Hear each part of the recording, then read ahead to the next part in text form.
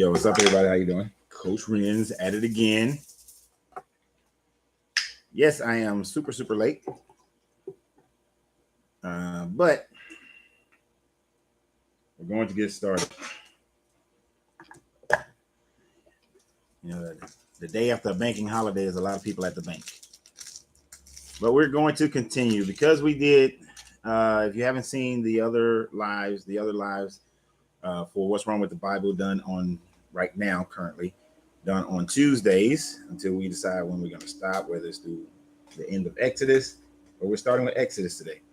If you haven't seen the other ones, then you would want to go back to the playlist on my YouTube channel, What's Wrong with the Bible, Genesis. I forgot to add the last couple of them into that playlist, but I add those in today. But What's Wrong with the Bible, Genesis. Since we were told a long time ago we need to read our Bible, so we decided that we were going to go through the process of actually reading it. And today we're going to begin our journey into Exodus, where we're going to talk about this story of Moses and all of that. There is the main thing that we're going to initially talk about. Now, there is a bit of a difference when we start getting into the story of Moses, because there is more historical information that we actually have concerning Israelite people and their truer beginnings. When we were doing Genesis, Genesis was stories that we saw where there were many stories that came from the Sumerians, the Akkadians, the Egyptians, the Babylonians, and many other cultures in that Levant, North African area, and how those stories were imbued into their story. This one, we're going to find similarities, same kind of situations going on with the Exodus story. One of the main differences with the Exodus story, though, is that we actually have more archaeological evidence to determine more reasonably where these stories come from, the validity of these stories, and if there are certain historical characters that may have existed. We saw that in the Genesis story, there were literally almost zero historical characters, to the point where even when it named a pharaoh, it didn't name a pharaoh. It just said like Pharaoh. Good morning, Miss Prissy. How you doing? And we're simulcasting on multiple channels here. We're on Facebook, YouTube, and TikTok. So when I look around, I'm just looking at different cameras. There's different people on each one, and maybe different questions and things of that nature. We want to keep the questions in sync with what we're actually talking about. If you'd like to support this channel, then one, share it on whatever program that you're on, whatever platform you're on right now. My favorite channel that I would like for most people to be on is my YouTube channel. The eventuality is that this will become something that I do at a full-time rate instead of just a three times a week situation, and the videos that I put out practically every day on all platforms. Of course, YouTube get videos that are longer. They get videos that are more. They get longer videos. And for my YouTube people, we will start looking into Patreon as well or memberships on YouTube. There's already memberships on YouTube. I will start doing special videos and presentations for the people who are on YouTube, because through YouTube, that is the primary way that I can extricate myself from having to run my cigar lounge and popcorn shop every day and be able to spend more time studying and spend more time with you guys and that sort of thing, giving out information for those of us. Now, for those who are Christian, Muslim, Jew, this channel really isn't for you. This channel is for people who have decided to walk away from religion. And then after walking away from religion, we are deconstructing the religion in order to better serve ourselves. I am not trying to convince anyone. Hi, Louise. What's up, Matthew? Michael. I'm not trying to persuade anyone from their religion. So let's get that straight. Eating from South Africa, Johannesburg. Ooh, that's nice. Y'all are in summertime down there in South Africa. Well, it's cold up here. Well, it's a warm day today in Georgia, but I'd rather be in consistent warm climate. But y'all get a winter time though. So, what's up, Wyatt? How you doing? So, the story of Exodus. Before we get into the story of Exodus, there's going to be a consistent backdrop that we will talk about, that will be brought up multiple times in the Exodus story, especially as we get into chapter 2. Okay, because once we get into chapter 2, then this is where some of the historicity applies that didn't apply as much in the first stories, in the Genesis stories.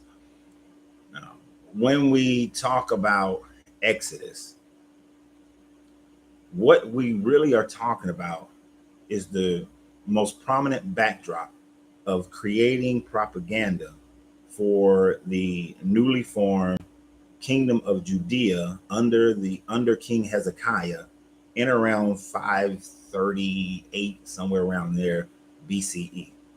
So what happened before then, Grand Rising Felicia, what happened before then is you don't actually have a true, well, you had an Israelite kingdom around 1080 under a possibly historical King David. Now, because someone is historical, does that mean that everything that they say happened in the Bible actually happened? Did David go and get a whole bunch of foreskins and things of that nature? It doesn't necessarily mean those things happen. Does it mean that the Noah story happened or anything like that? No, it doesn't mean that. 1080 is about the earliest that you can establish any Jewish kingdom, any Hebrew, Israelite, whatever term you want to use, kingdom. Prior to that, you had a mentioning of Israelites in and around 1200 BCE with the Merneptah Stele, with the Egyptian Merneptah Stele, which is an odd thing in that it mentioned the conquering of Israelites and that Israelite have no more seed. It didn't mention it as if it was talking about a kingdom, but more of a people. And the stele is mainly concerned with Egypt's conquering of the Libyans, but the the Israelites were kind of just thrown in there as a people group, not so much as a nation. So when they're thrown in as a people group, some scholars think that there may have been a coalition. And do me a favor on TikTok, really like this thing up so that the algorithm goes out to other people, but also mainly so that those who complain, those who want to ban us, they can't do it. It stops them from banning us. So can you speak on the Jewish faith being a religion and not a race? That's not for this today, but there'll be elements of that in here today. And I'm about to actually get into a small element of that. So you had the Merneptah Stele, which really talked about the Egyptians conquering the Libyan, but they threw in the Israelite people as a people group being destroyed at the same time. Now, when you look at that, in and around that time, what you also have is the Bronze Age collapse. The Bronze Age collapse, I think the primary reason it happened because there was a long extended drought that occurred around that 1200 to 100 BCE. And during that time frame, societies collapsed and people on the coastal areas moved inland. And when they moved inland, what they found, when those indigenous people moved inland, they found these hillside people. These hillside people were scattered tribes of Israel, different tribes of Israel, different Jewish, what would become Jewish people. It is more likely that they were absorbed into these people. And then later you have the conquering of Saul as the leader of the Jewish people and establishing the first Jewish kingdom of Israel. And then you had David who came after. Now, when David came into play, David realized that the best way to unite the people was through the religion of Judaism. It wasn't, and to maintain it, because at this time frame, the people were henotheistic. We talked about that a few weeks ago. That henotheistic means that they have a primary God that they worship, but they also believe that other people's gods exist. So this is why in your Genesis, we kept seeing how in Genesis, it may speak of Baal. It will speak of Yahweh's wife, Asherah. It spoke of Utu and Ishtar. It spoke of these other gods as if they were actually divine beings that existed, but these divine beings existed to them because they accepted other people's beliefs, something that we probably can use today and will cut back on some of the religious wars and religious fighting and infighting and arguments if people just accepted that if you believe in your God and your God exists. But because we're going to get into the 500s after the Babylonian captivity, we're going to see why these things changed. So David united the people under religion and created what is truly the first kingdom. Now, was it as extensive as the Bible proclaims? No, but it was recognizable, and they were a major power during that time frame. His son Solomon then became the next ruler, and then Ahab, I think it's Ahab or something like that afterward. But they had a good little 300-year reign, where about 200-year reign, where things were pretty decent. Built the first temple, so you had the first temple period. But then they were the after Solomon's son, the kingdom was conquered. The kingdom was split into northern Israel and southern Judah, the two kingdoms. Northern Israel were then conquered by the Arcadians. Syrians? No, Arcadians, conquered by the Arcadians. And when the Arcadians conquered, they took the people and dispersed them. So this is where you get the lost 10 tribes, because those 10 tribes were existing up in the kingdom of Israel, and the two other tribes was in the tribe of Judah, and I forgot the other tribe was in the southern, in the kingdom of Judah. When they were separated, the Israel kingdom was separated, scattered through the Arcadian Empire at the time frame, and then the southern became more of a major power until the Babylonians came in. The Babylonians conquered them as well, took away some of their people. Then until you get the Persians, that's when Darius comes in the early 500 BCE. That's when they come in. And Darius say, hey, y'all can go back and establish this vassal state of the Persian Empire. And we're going to see that later in the Exodus story when it happens, later in this book when it happens, and you get the people trying to reestablish this Israelite kingdom. Well, during this time frame, so David established Judaism as a religion under the primary God of Yahweh. And they also, like I said, it was henotheistic. Yahweh had a wife, Asherah. They also worship Baal. This is why when Hezekiah takes over in the 500s, he says that, hey, no longer shall we worship Baal. They got rid of Asherah. And Yahweh at the time was a desert god. He was a god of desert people. So they lifted Yahweh to become the supreme deity under Hezekiah in around 520, 5 something like that BCE.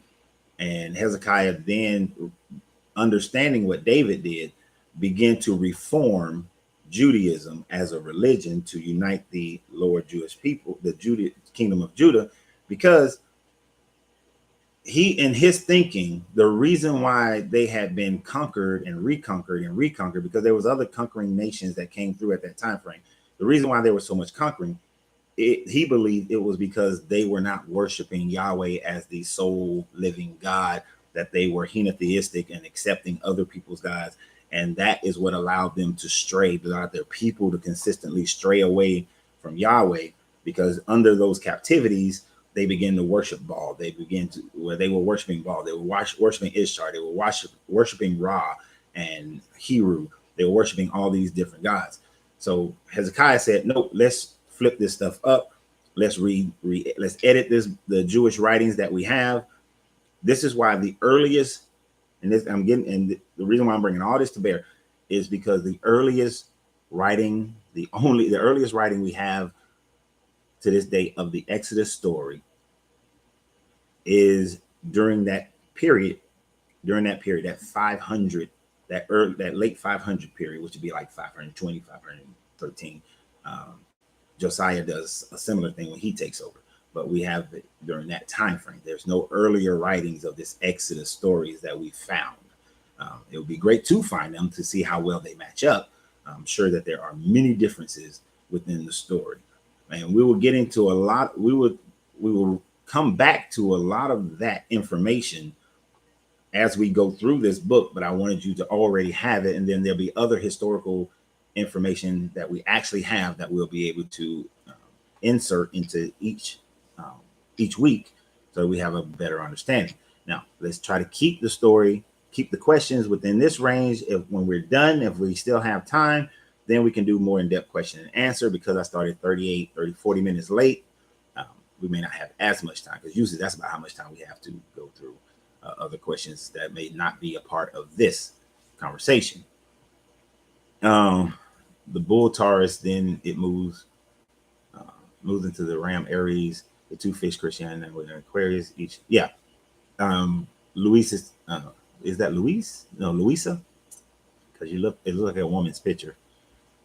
What she's talking about is the great year, the precession of the moon. And how each one of these stories, the main patriarchs, are a representation of the sun rising, beginning to rise in a new zodiac, and then sets at a different one. And if we talked about Jesus, it correlates with how it rises in a new zodiac at the 30th degree, and then it goes out of that zodiac at the 33rd degree, which Jesus starts preaching at the 30, and then dies in at 33, which is a procession from the great year of Pisces into the current, which is Aquarius, which is why Jesus said a man is go into the town, find a man pouring out a pitcher of water, and into his house we will go. It's really a zodiac thing, because men didn't carry water back then, so that would have been a strange thing to have been said at that time. So she's right. We're going from the Taurus of the bull, which is why you see a lot of bull things, and now we're going into the ram, which is why in Exodus you're going to see a lot of things referring to the ram. The Jewish people of today, who are running Israel right now, they are still in their mindset. They're still in the ram in Aries, and not understand and have disengaged from the great year cycles, because they would not accept Jesus as the Messiah, and they're still waiting on a Messiah to bring them into Pisces, which their whole zodiac off now concerning that methodology, unless you study Kabbalah or the Jews who do believe in Jesus as their Christ, as their Messiah, I should say, because the Christ is more of a mindset. It's not a person. It's a title of a mindset, of an elevation of consciousness. So, yeah, got that out the way. So we have a bit more of a historical backdrop for this if you heard all the first part. Yeah, keep liking it up on TikTok. I'm going to make sure these people can't cancel us out with their complaining. Because, as I say, these videos aren't for them. I don't even know why they're here. So let's get started. Exodus, and start breaking some of it down, looking at some of it, and saying where some of these stories come from, so we can consistently and continuously deconstruct this book. All right. So in Exodus, it starts out. Remember, we finished with Genesis 50, 49 and 50 last week, where Joseph was dying. Where Jacob died, Joseph died, and Joseph was like, "Don't remember when I died," and he forgave his brothers. His brothers apologized. And he was like, when I die, God will take care of you. He's going to bring you out. He's going to help you out. And he's going to remember his promise and all that sort of thing. So it said, these are the names of the son of Israel that went into Egypt with Jacob, each with his family. You don't think we need this, but we do. But they insist upon it. Why? Because Genesis is written by one group of people, and then Exodus is written by a totally different group of people. So they want to retell it. So it was Reuben, Simeon, Levi, Judah, Issachar, Zebulun, and Benjamin, Dan and Naphtali, Gad, and Asher. The descendants of Jacob numbered 70, and in all, Joseph was already in Egypt. Now, a little minor thing that's later on in the Bible, I forgot where exactly, it says that when they were in Egypt at this time frame, they numbered 75. So they was off. They was either on or off by 5. Minor mistake, but this is supposed to be an infallible book. So any little mistake actually is a big mistake. Now, Joseph and all his brothers and all that generation died. But the Israelites were exceedingly fruitful and multiplied greatly, increasing in number, and because so numerous, that the land was filled with them. Why were they fruitful? Why were they numerous? Because Joseph did his little deal where he made sure that during the 7-year drought, which is a borrowed story from the Egyptian king Djoser, where Djoser actually went and rebuilt the temple of Khnum with Imhotep, who deciphered Joser's dream, ended a 7-year drought. But this story has been encapsulated. They were given the, the duties of being the shepherds of the Pharaoh's animals. Joseph did his little deal where he pretty much stole all the animals from Egypt and from the people and put the people of Egypt in bondage, according to the story. But there is actually no time frame where all the people in Egypt were in bondage, and all the land was owned by Pharaoh. But it kind of makes you think how all the land in America is still owned by the government, because don't pay your taxes after you finish your mortgage, and you'll see who actually owns that land. But anyway, go back to chapter 49 and 50 to get a lot more of that information. But he said that they filled the land, that the land was filled with them because they was in the most fertile area during this so-called drought that they took from King Joseph. Then a new king to whom Joseph meant nothing came into power in Egypt. Look, he said to his people, the Israelites have become far too numerous for us. Come, we must deal shrewdly with them, or they will become even more numerous. And if war breaks out, we'll join our enemies, fight against us, and leave the country. All right, we're going to get, so before anybody says anything, we're going to get into the Hyksos and that sort of thing in a little bit. So don't jump ahead on that one. All right. Data Saints. Them damn Saints fans. Whew. Sorry for that moment. Saints fans be coming on here. I cringe. So they put slave masters over them, oppressed them with forced labor, and they built Pithom and Ramses as stone cities of Pharaoh. Now, if these people, good afternoon from Frankfurt, Germany. What's up, Christopher? How you doing? I used to live in Stuttgart. It's one of my favorite places that I've ever lived. If these people had actually built the Great Pyramids in Giza, you would think that it would be mentioned here. But the Great Pyramids are never mentioned in this book, although we know they existed during that time frame. Why wouldn't they stake claim to that? They wouldn't stake claim to it because when these books were edited in the early 500s, it would have been easily challenged. What's up, Cameron? Oh, Cameron, you're in South Africa. Cool. Cameron's on Facebook in South Africa, and Musa is in Johannesburg in South Africa. I got 2 South Africans. The world is so small when you got 2 people on 2 different platforms watching from the same place in a different part of the world. Cool. But you would think they would have mentioned that, but instead they just mentioned Pithom and Ramses. Why? Because it was said in the previous chapters that the Israelites were initially in Geshen, and later the district of Pi Ramses, which we know Pi Ramses didn't come around till later, but they just wrote it there because at the time frame that they was writing it, Pi Ramses actually existed because Pharaoh Ramses had already lived and died by the time this story is actually written.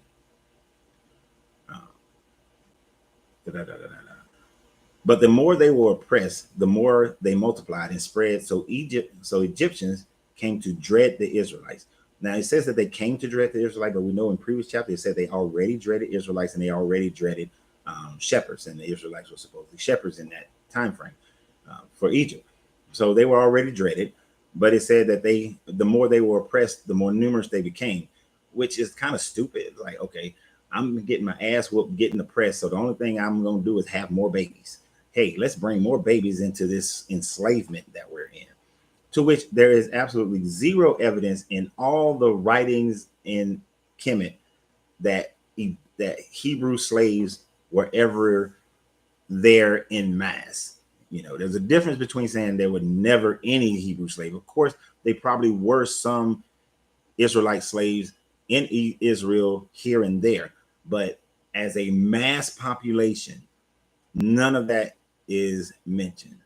Grand Rising Coach Gießen, Germany is back with John. Oh, Gießen. Ooh. I went there once, so I didn't get a real chance to know Gießen. Greetings from Ghana. All right, we Johannesburg and Ghana. That's what I'm talking about. But there's never any writings of them being there enslaved as in a big mass population. All right, so this is why these stories don't match up with actual history. Okay. the king of Egypt said, and notice it's not even mentioning who the king of Egypt is. Why? Because that's easily challenged if you actually mention a actual historical name. But if this was happening actually to a people, this is why these are propaganda stories, so that when Hezekiah was editing these stories, he needed to give his people a history. It reminds me of how I had got a message, and I was going to do a video about it today. I still might do it, where people try to say, "Oh, I want to believe in this book so bad, but I need to give myself a history." So everything that happened in this book, the Garden of Eden, the Euphrates River, is actually in West Africa. I had a different person saying that it's in South Africa is where it started. So you got competing people in Africa trying to claim this as their history. You got Americans who are Black Americans who are trying to say that, oh, it's the Mississippi River. And there are Black Americans who were saying it was actually a Black American dude who actually was trying to tell me that it's in West Africa. I mean, in South Africa. That's where it started. You're trying to grab somebody else's history. We talk about whitewashing of history here in America, but we are trying to blackwash history as well. We're trying to blackwash religions and make these stories our own because we can't let them go. But we have to realize, in order to truly, as the Buddhists say, you cannot fill a cup that already has something in it. You have to first empty your cup in order for it to be filled with something pure. I did this example in one video where I had some water and had a little dirt in it, and I had some clean water. And the idea was, if I poured a clean water in it, I'm still mixing it with the dirty water, although it may not look as dirty. So in order to have the cleaner vessel, I had to pour out all the dirt, clean it all out, get all the dirt out of it, rinse it a couple times, and then pour in the clean water so that you can have this. This is why we deconstruct it, so that so it can be clean. We don't have to force this, but this is what's going on with this story. Is you have Hezekiah trying to create a history for their people that is devoid of the henotheistic belief that his predecessors had, so that they can wipe away all other gods. And we're going to see some examples of that as we go through this. Egyptian, they worked in Jerusalem. The king of Israel said to the Hebrew midwives, did I skip anything? No, I did. But the more they were oppressed, the more babies they had, and worked them ruthlessly. They made their lives bitter with harsh labor in brick and mortar, and with all kinds of work in the fields. In all their harsh labor, the Egyptians worked them ruthlessly. The king of Egypt said to the Hebrew midwives, whose name were Shiphrah and Puah. I might be saying that wrong. When you are helping the Hebrew women during childbirth on the delivery stool, if you see that the baby is a boy, kill him. If you see that it is a girl, let her live. I want you to think about that for a second. They're saying that the Hebrew people these Israelites are so numerous that they're large enough that they can help conquer the Egyptians, but yet they only have 2 midwives. There's only 2 Egyptian midwives. So with all the women who are pregnant, with all the women who are having babies, and mind you, in order for them to become this numerous over pretty much a 200-year time frame, from 70 to an incalculable number, then that means that everybody is having 14, 15 children with no birth defects, no stillborns, no infant mortality, which would be an impossibility, especially during this time frame, because we know that infant mortality was incredibly high and has diminished over our centuries. I mean, just 50, 60 years ago, infant mortality was such that if you go and talk to some of your grandparents, or your parents may know, but some of your grandparents, you'll find out that that in the 40s and 50s and even in the 60s, women would have 13 pregnancies but only 9 children. That infant mortality not being as big, because doctors have a tendency, because of live 4 years ago, but infant mortality is incredibly high. So 200-year time frame is not enough time to have this many Israelite people. But how are there only 2 Israelites? Let's just take it at face value. How are there only 2 midwives for this entire mass number of people? We know that when we get to the actual Exodus, them leaving, it is supposedly 1 million men, and then you add all the women and old 2 million men, and then you add all the women and the old men and the young babies, there are estimates that go into the 4s and 6 million. You mean to tell me they only had 2 midwives over this 20-40 year time frame we're about to talk about here? 2 midwives? That in itself already shows that there's a high improbability. Now, if I play devil's advocate with myself, I could say that Shapira and Pura were the 2 midwives in charge of a multitude of midwives, but it doesn't say anything about that. But you can make that case and say that, but you're inferring something into it. All right. But it's going to kill all the boys. So the head comes out, the shoulders come out. But then when the ping comes out, kill the baby. Right? Kill the baby. So I always find it interesting. Somebody says, what Bible, what verse, what version? It really doesn't. It matters, but it doesn't matter. When it comes to this story, it doesn't matter. I will, at some certain points, say, well, if you were to look at the KVJ or the authorized KVJ, you have a difference. Like if we were doing Deuteronomy 28:68, you will have a difference between the KVJ and the authorized KVJ, and then a big difference between the Septuagint, which is what those were supposed to have been translated from. So when it comes to something like that, the Bible and the verse matters. Other than that, most of the time, it doesn't matter. They all are trying to infer the same information. So we're going to kill the baby boys. Now, this is also a trope that comes from in a Kemetic story where I believe it was Thutmose III was trying to cull the population, but he wasn't trying to cull this. We're going through the Bible. So we read all of Genesis, now we're reading Exodus. So yeah, we're talking about the Old Testament. I'm not trying to be funny, but yeah, we're talking about the Old Testament.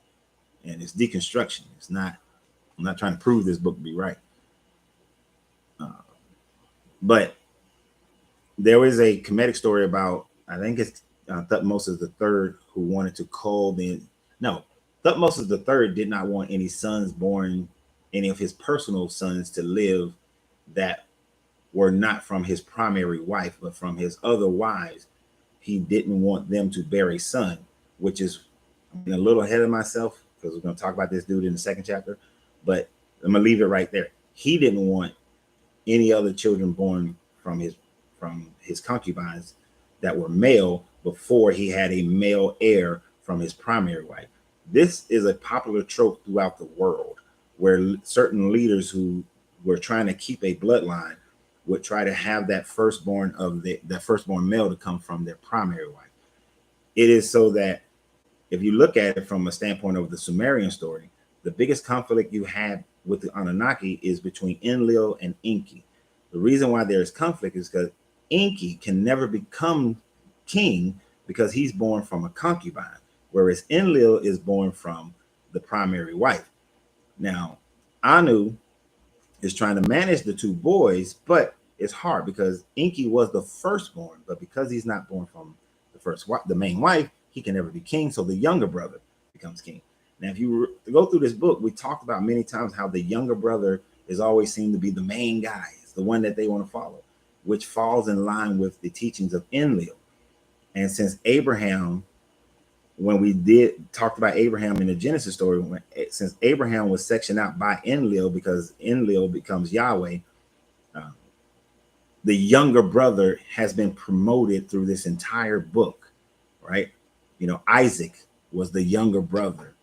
Joseph, Jacob, the younger brother. Joseph, the younger brother. Even though, and then who was his other favorite? Who was Isaac's other favorite? I mean, Jacob Israel's other favorite? Benjamin, the youngest brother. And who did Joseph show favoritism towards as far as his brothers? Even more favoritism toward his little brother, Benjamin. The little brother is shown favoritism because Enlil, being the little brother, was always shown favoritism. Does the Bible is real or fake? Watching from the Philippines. Cool. Nah, bro. This book is literature.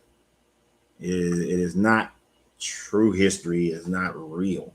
It is literature, and when we take it as literature, we can have a better understanding of it, and not live our entire life based on all these dead people who wrote about other dead people. Because this entire story is written. This whole portion of the story supposedly happened in the 1200s BCE, but it is not written down for almost like 1,000 until 500s BCE. So you got like almost 1,000 years before it's actually ever written.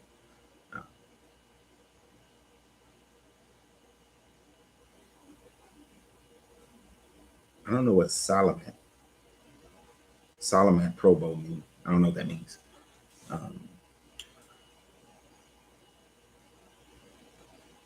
Oh, it means thank you. Learn me some Philip. I'm learning Spanish right now. I can learn some Filipino.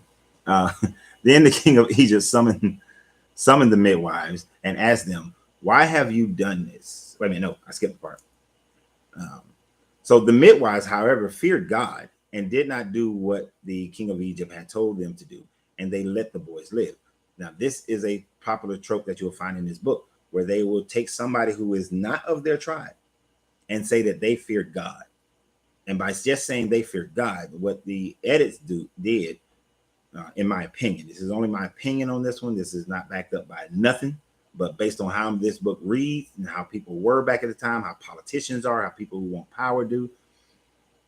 If this book was correct, it would have said these Egyptian midwives, however, feared Ra, or Isis, Horus, Osiris, Set, would have feared one of the Egyptian deities, which is not actually a deity, it's just an aspect of the Ogdo, which is the actual supreme deity, the supreme consciousness of the universe as far as the Egyptians were concerned. They weren't polytheistic in the way that people have made them be.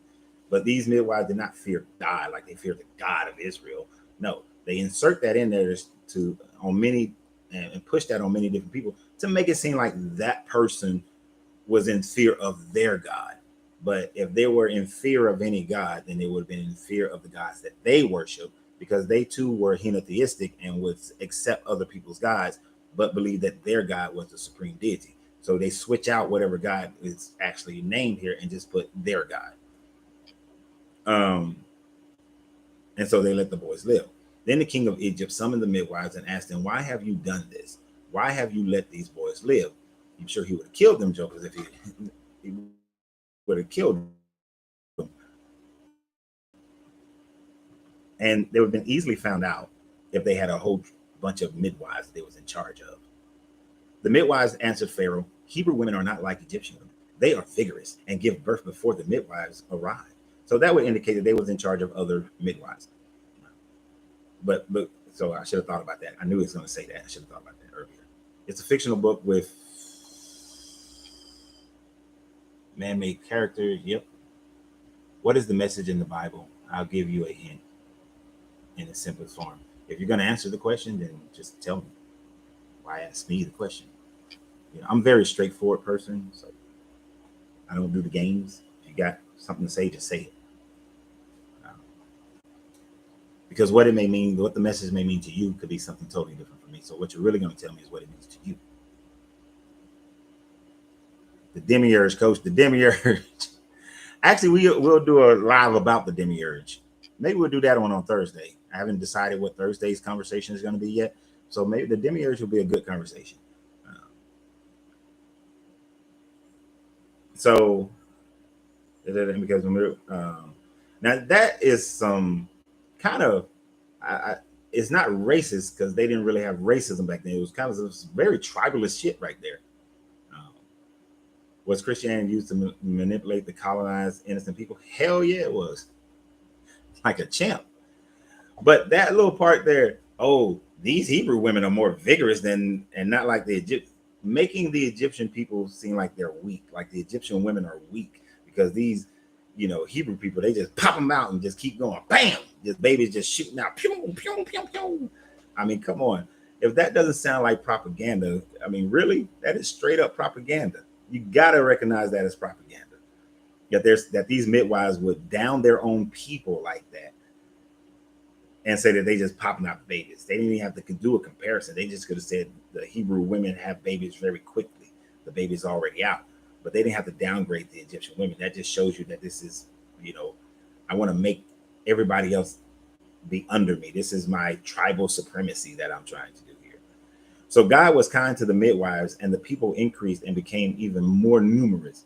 So God here again, because we know, if this Pharaoh was so scared and so angered earlier, and these midwives disobeyed Pharaoh, he would have killed these women. They would not have been allowed to live. But no, God was kind to those women.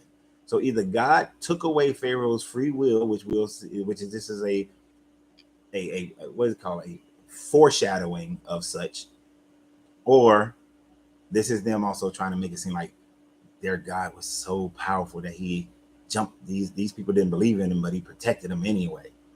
I don't understand how much knowledge can abide in one man's head. I'm serious. Keep teaching us, bro. I told you, Dorinda, I'm a nerd. That's why I read and I study most of the time. I barely listen to music. I barely watch television. I spend most of my time reading and studying, and checking out other scholastic information. I'm a nerd.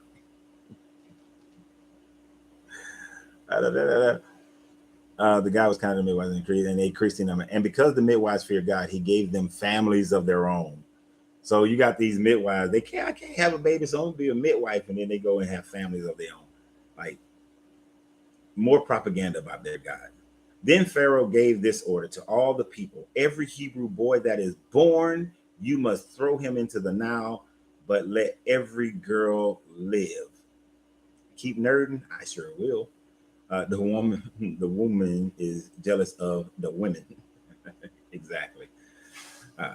So now this is where we get the whole thing about Pharaoh saying, throw all the baby boys into the Nile and kill them all. There is absolutely, the Kemetic people like to say the Kemetic people did not record things that were negatively impact them, their history, but that's completely wrong. They recorded their defeats in battle. They recorded their losses. They recorded when they treated their people unkindly or things of that nature. If that was something that was an order that was given, this would have been something that was recorded. But like I said, at no point does the Pharaoh even talks about Israelites or Hebrews until they talk about them kicking their butt in the Menethra Stele. There is nothing else that talks about them being enslaved in in Egypt. So that did not happen. But it's a good story. Why? Because we have these borrowed stories, borrowed archetypes from other cultures, right? And we know that this is what Thutmose III would do to a baby boy born from one of his concubines. That's a recorded thing. That's what he said that he would do, that he was doing. Does it mean he actually did it? Possibly not. But is that what they recorded him doing? That's what they recorded. Now in chapter 2, we get to good old Moses. And we know Moses is referred to 50 times throughout this book. Moses is I believe Moses is the most referred to character in this entire book. This is one of the reasons why we're going through Exodus. Now a man of the tribe of Levi married a Levite woman, and she became pregnant and gave birth to a son. When she saw that he was a fine child, she hid him for 3 months. So, hey, baby. So she's going to hide him because he's a fine baby. Yeah, I know how we can take that. It was a good looking child. It was a healthy child. I tend to take, I tend to take that one as he was healthy and it didn't die from infant mortality like a lot of children do. So it saw that he survived. But when she could hide him no longer, she got a papyrus basket for him and coated it with tar and pitch. Then she placed the child in it and put it among the reeds along the banks of the Nile. His sister stood at a distance to see what would happen to him.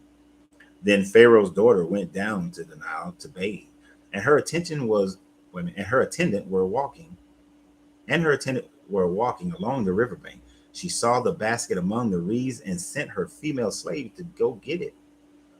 She opened it and saw the baby. He was crying, and she felt sorry for him. This is one of the Hebrew babies, she said. Stop right there for a second. No, hold on. Then his sister asked Pharaoh's daughter, shall I go and get one of the Hebrew women to nurse the baby for you? Yes, go, she answered. So the girl went and got the baby's mother, her mama. Pharaoh's daughter said to her, take this baby and nurse him for me, and I will pay you. So the woman took the baby and nursed him. When the child grew older, she took him to Pharaoh's daughter, and he became her son. She named him Moses, saying, I drew him out of the water. All right. It's a whole bunch of stuff about this first 10 verses of this book, of this portion here, this chapter. First, let's understand, oftentimes, in the past, I've said it myself that this is a plagiarized version of two stories. The story of Heru, Horus, for those who go by to use the Greek name, and the story of Sargon the Great, Sargon, the first emperor, the first one to create an empire outside of his own natural territory. In both stories, there are similarities. It's not a full plagiarism, so you can't necessarily say it's plagiarism. It's more of what is it called? It's intertextual. It's intertextual concepts that are being used here. It is the idea that I'm going to take a historical event. I'm going to take some not historical, but some credible information that happened in the past that was attributed in other areas where people already understand the narrative, and I'm going to add it to my story. Right? I'm going to take parts of it. They're not taking the whole thing. When you look at Sargon, when you go and go research Sargon the Akkadian, what you realize, he has the story of his mother was a princess, and she was supposed to be married to this dude. She had an affair. They had a baby. I know some people are like, oh, that's Mary. She had a baby out of wedlock. And in order to hide the fact that she had this baby out of wedlock, she placed the baby in a reed basket with some tar and pitch, sailed him along the Euphrates River. He was found by the gardener of the king of that time frame, of the king. I forgot the king's name.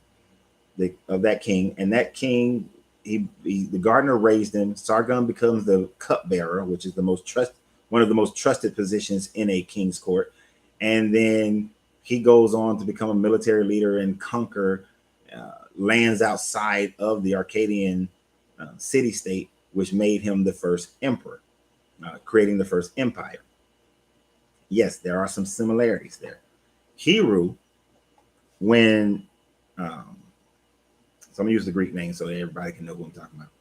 When Osiris and Isis, so Osiris was betrayed by his brother Set, and he was killed. Isis goes and she puts all the parts of his body together except for his penis, and she uses an obelisk to represent his penis.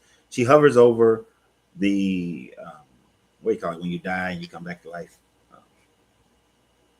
Resurrected body of Osiris, hovers over his body. She gets pregnant, and she births Horus. Horus, so we got Asar, Aset, and Heru. Horus then, as a baby, is hidden from his uncle Set so that Set won't kill him until he comes of age to then enter into the royalty, into the royal court. So we have a similar situation here. These are tropes. But the biggest trope of all is the idea that many people, many cultures, and we still do it today, when there is an unwanted pregnancy, right? Or there is an oppression of an oppression going on, and a woman is trying to save her baby from the oppression, right? What you have is a situation. I know I've been talking, so I might have missed some points. what you have is a situation where I need to save my baby, so I'm going to give it to divine providence. Many river basin people have stories of putting a baby and floating it along the river and hope that the river god or whatever deity they believe in will save that baby. Uh, yeah, I think Krishna was also put into a reed basket as well. So, and floating along the river because the river Ganges is like the big deal over there. The Nile crocodile must have been sleeping that day. They must have been, and the hippos too. Don't forget about the hippos. So they have these motifs where babies are left on mountains. How is that relatable today? If a woman does have a baby and she doesn't want to keep the baby, then she gives it up for foster care and hopes that a good parent give it. She leaves it at a foster, she leaves it at a fire station. She leaves the baby at a hospital. We have policies in this country for such a thing. If a baby is left at a hospital, the woman who left the baby is not charged with anything. She left at the fire station, not charged with anything. They actually have a place for you to leave the baby, and they don't ask for any information. Just here you go, kind of situation. Hoping for divine providence that the baby is raised by a good family. This was their version of that. I'm going to go and leave my baby in the river and hope that the god or goddesses will take care of my child because I don't want to kill it myself. So that's the biggest motif here. And that's something that's multiple cultures had a teaching of that. Let's see. Before I go on, make sure ooh, I hate when I do this on Facebook. Okay. All right. So I ain't missed nothing yet. Good. So we have a lot of teachings that fall into that category from multiple cultures around the world where we give up a baby for divine providence. Right.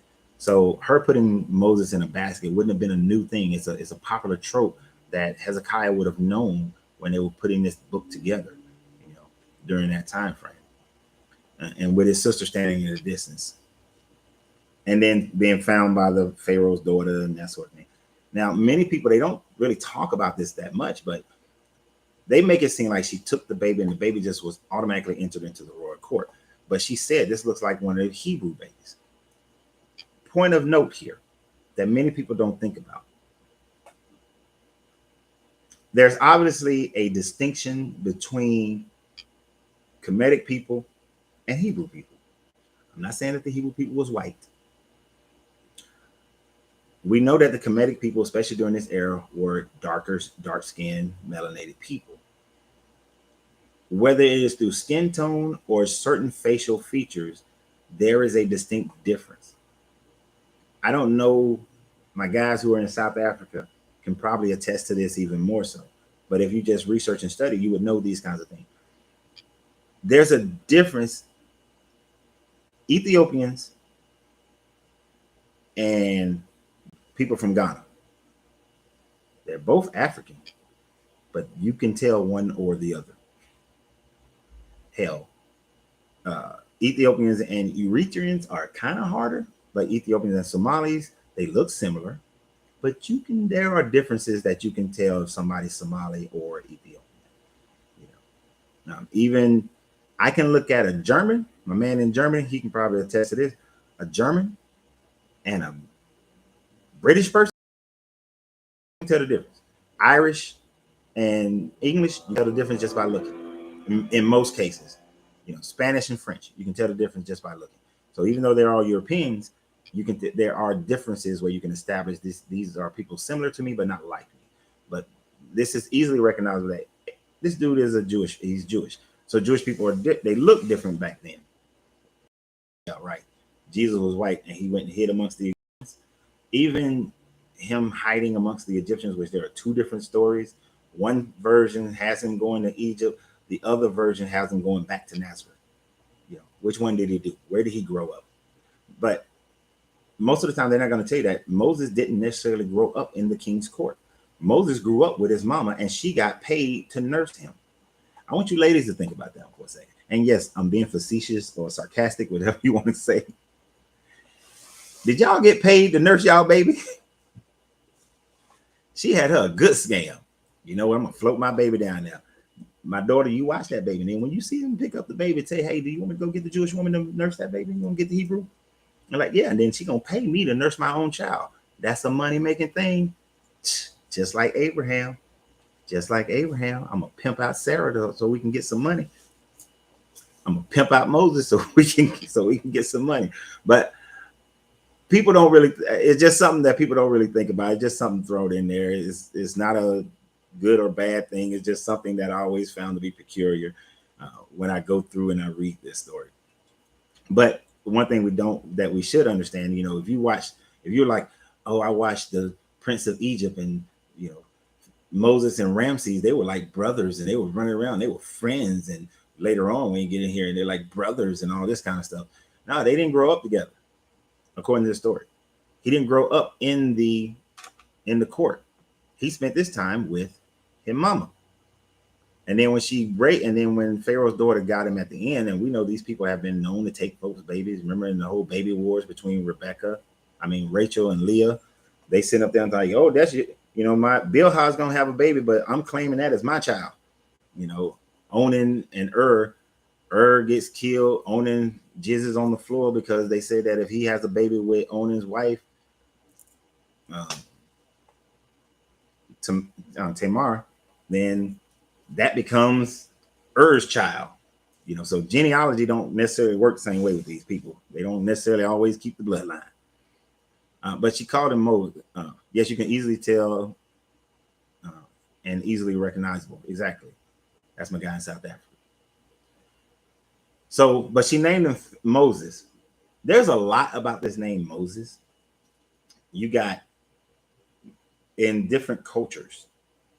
So it would have been, even though the Pharaoh's daughter may have spoken the slave language of the Hebrews, she may have called him Moses to identify him still as a Hebrew, to say that because it means to drew you out of water. But the name Moses in the Hermetic has a different meaning. It means the son of a god. So that's why you got Thutmoses, you know, the first, second, and third. You got other names on epithets have added Moses to the end of their names. Like there's a Ramesses Moses, you know, meaning the son of Ra. So you have Moses added to names meaning son of a god. So I doubt that the princess would have given him that name and said, this is something that the writers of that day would have added to change what the name Moses means for them in order to validate more of the story.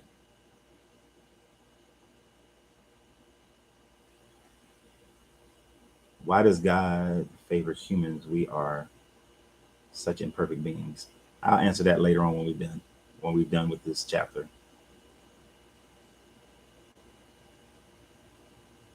I don't think God favors humans at all, personally. We exist out of creation, and we just here and we choose how we're going to be. But anyway, I'm not going to tell. So one day after Moses had grown up, so this is him growing up. He went.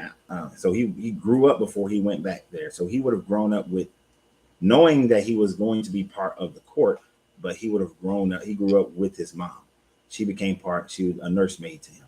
So although he might have been in and around the court, just like the Chinese, right? Chinese and Japanese, Koreans, you can tell the difference between all of them. As you get to learn, if you watch them and look at enough of people, you start to see those differences. So one day after Moses had grown up, he went out to where his own people were, and watching them at their hard labor, he saw an Egyptian beating a Hebrew, one of his own people, which shows you that he did not grow up in the court knowing that he was like a house pet. You know, he was a house Hebrew. He was not one of them, like how they try to make it seem like they was such a big, happy, comedic, you know, kingdom family. No, he knew he was separate. He was Old Boys Road and Django.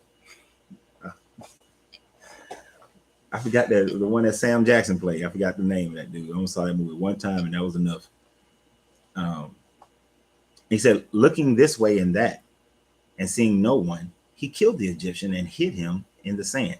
Now, if he was a prominent member of the king's court, he would not have to hide or look this way and that way to see if anybody looking, anybody looking, anybody looking. No, he could have just killed him if he chose to, because that was the way of the people back then in those time frames. He didn't have to do all that. But he knew that he was wrong. He knew that he was a pet, right? And he knew that he could only go so far because the Egyptians detested, as it said earlier. The next day he went out and saw two Hebrews fighting. He asked the one in the wrong, "Why are you hitting your fellow Hebrew?" The man said, "Who made you ruler and judge over us? Are you thinking of killing me as you killed the Egyptian?" Then Moses was afraid and thought, what I did must have become known.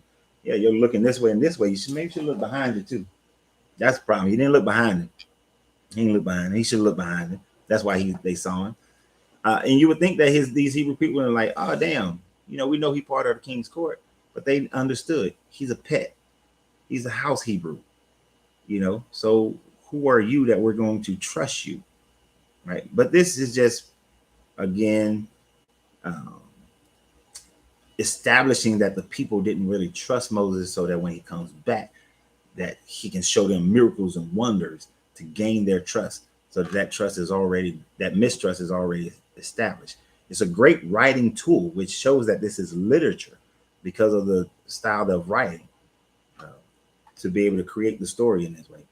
When Pharaoh heard of this, he tried to kill Moses, but Moses fled from Pharaoh and went to live in Midian, where he sat down by the well. We keep on going in this book. You're going to find out that all the Midianites and all the Moabites were all supposedly genocided, but yet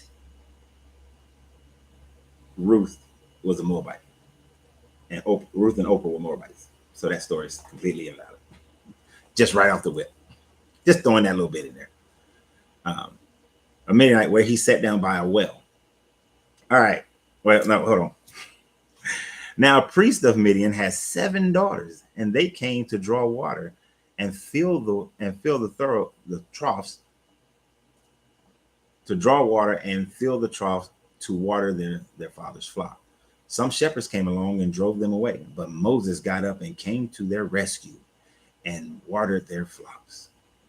When the girls returned to Reuel, their father, he asked them, "Why have you returned so early today?" They answered, "An Egyptian rescued us from the shepherds.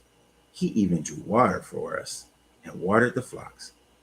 Interesting. Wait a minute, now let me keep going. "And where is he?" Reuel asked his daughters. "Why did you leave him? Invite him to have something to eat." Moses agreed and stayed with the man who gave his daughter Zipporah to Moses in marriage. Zipporah gave birth to a son, and Moses named him Gresham, saying, "I have become a foreigner in a foreign land."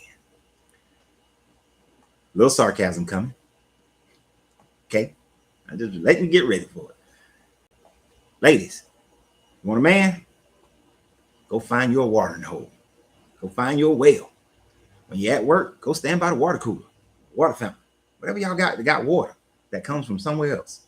Go stand there. Hopefully, that's where you're going to find a man. Because if you go back in this story, if you believe in this book, when Abraham sent his servant to go find Isaac a wife, he found her by the well. That's where Rebecca was, by the well. When Jacob went to go find him a wife, where did he see Rachel? He was over by the well and helped her with the watering. How did Moses get Zipporah? Found her at the well. Y'all want a wife? Go. I mean, want a husband? Go to the water cooler. Dudes, you want a wife? Stand like over by the water cooler, wait to see some ruffians come up, and then rescue her. That's where you get a wife. That's what the Bible tells you to get a wife. At the water cooler, at the well. Right? He gonna find you. I mean, that's what they was just going to the well like normal. And that's where he found her. And then he saw her and she just looked good. She wasn't looking for him. He ain't on the market. Don't matter. But be careful, dudes, because in the Jesus story, there was old Sumerian harlot was at the well. Had 6 husbands. She been sleeping around. All right, I'm sorry. Okay, so back to so in this little thing, okay, so he goes, he finds at the well. They recognize him as an Egyptian. They couldn't tell that he was a Hebrew people. He was the Hebrew. Why? Because the Midianites ain't never seen a Hebrew because they weren't around. But here again, we'll also see an example of this Bible has no respect for women because one, none of the daughters are named except for Zipporah. Why is Zipporah named? Because she is the wife of Moses, and then later on she's going to save Moses' life, from the wrath of God. Women aren't given names unless they are important. A man could be named and he don't do shit in this book, but a woman, no. What is her value? To be given as a wife. Did they ask her? Did they court? Did they date? Did they date? Did they court? Did they do anything to get to know each other? No. Hey man, you saved my daughters. I appreciate it. You seem to be an Egyptian, but you way the hell out here, so something's up. But because you saved my daughters and I need some protection because, my daughters get harassed again, why don't you marry my oldest gal? And hey, gal, make sure you get him some babies. I know you don't know this dude. Give him some babies. All right. So it just has no respect for women at all. Your value is to be sold off into sex slavery of wife, which they call marriage in this era, right? And you don't have any say so whatsoever, and you best have some children, and it better be a boy. Right. So the last part of this chapter, during that long period, the king of Egypt died. The Israelite, and see, they don't even say who the king of Egypt is. The Israelites groaned in their slavery and cried out to their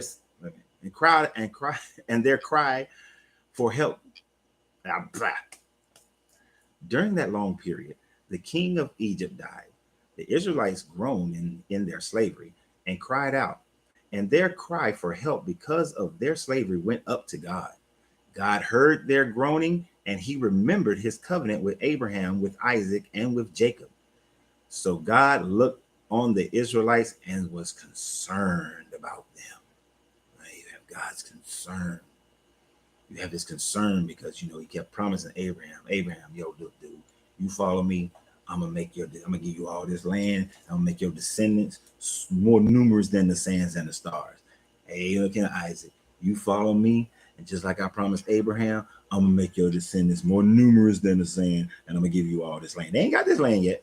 Hey, Jacob, even though I changed your name to Israel, but I'm gonna call you Jacob anyway. But and then other times I'm gonna call you Israel, so they just call you Jacob Israel. I'm gonna make your descendants more numerous than the sands, and I'm gonna give you all this land. Even though I keep sending y'all to Egypt because this land ain't worth shit. It keep being barren and keep having wars, and it keeps being having droughts and stuff. But I'm gonna keep sending y'all to Egypt because that's where all the fertility is going on with that whole big Nile River. But oh shit, I forgot. Y'all down there suffering. My bad. I'm God. I was over here creating a whole new planet. I forgot y'all existed. Let me go back over here. Oh shit, y'all in slavery. I'm a little concerned about y'all. I'm a little concerned. Right, he forgot about the covenant the whole time. Right, so the covenant is forgotten most of this time frame. You ain't remember this goddamn covenant, man. Because why? Because Enlil is off doing his own thing as an Anunnaki because he ain't worried about y'all. Or maybe this version of God, as far as this Geppetto God that's all involved in your lives, just don't exist. This version of a God, this version of a creative entity, just don't exist. This demiurge, as we are gonna talk about the demiurge on Thursday. Thursday, that's the conversation. We're gonna talk about the demiurge, which allows us to talk about a lot of Gnosticism, which I like Gnosticism. Remind me what Satan tempted Jesus with. First Abraham and then Moses. Exactly. Jesus was on the mountain, to which he looked at all the four corners of the earth, all the kingdoms of the earth. This is why flat earthers are like, yes, it's a flat earth. But I'm not getting into flat earth though. And so I'll give you all the kingdom, all the people. Abraham will give you all the people. Isaac, you too. Oh, Jacob, my bad. Abraham dead, so I'm gonna get to Isaac. Oh, Isaac dead. I'm gonna get to Jacob. Damn, Jacob dead. Shit, I forgot about Joseph. Oops, skipped him. So Moses, you next. Right? Moses is Moses ain't even in the line. They're gonna force the line later on, but it's not even in the line. Exactly, never existed. These people never existed. So what you're looking at, and as we're going to go through this, we'll talk not in this chapter, but as we go through it, and when we start talking about them crossing the Nile and splitting the Red Sea and all this kind of stuff, we'll talk about the Hyksos and I forgot the priest name that is probably who winds up being naming himself Moses in actual history, named himself Moses. We'll talk about the one of the priests of Akhenaten who did that, and up there with some lepers. And if you understand anything about leprosy, it turns your skin white, but usually you die, and try to lead a revolt against the Egyptians.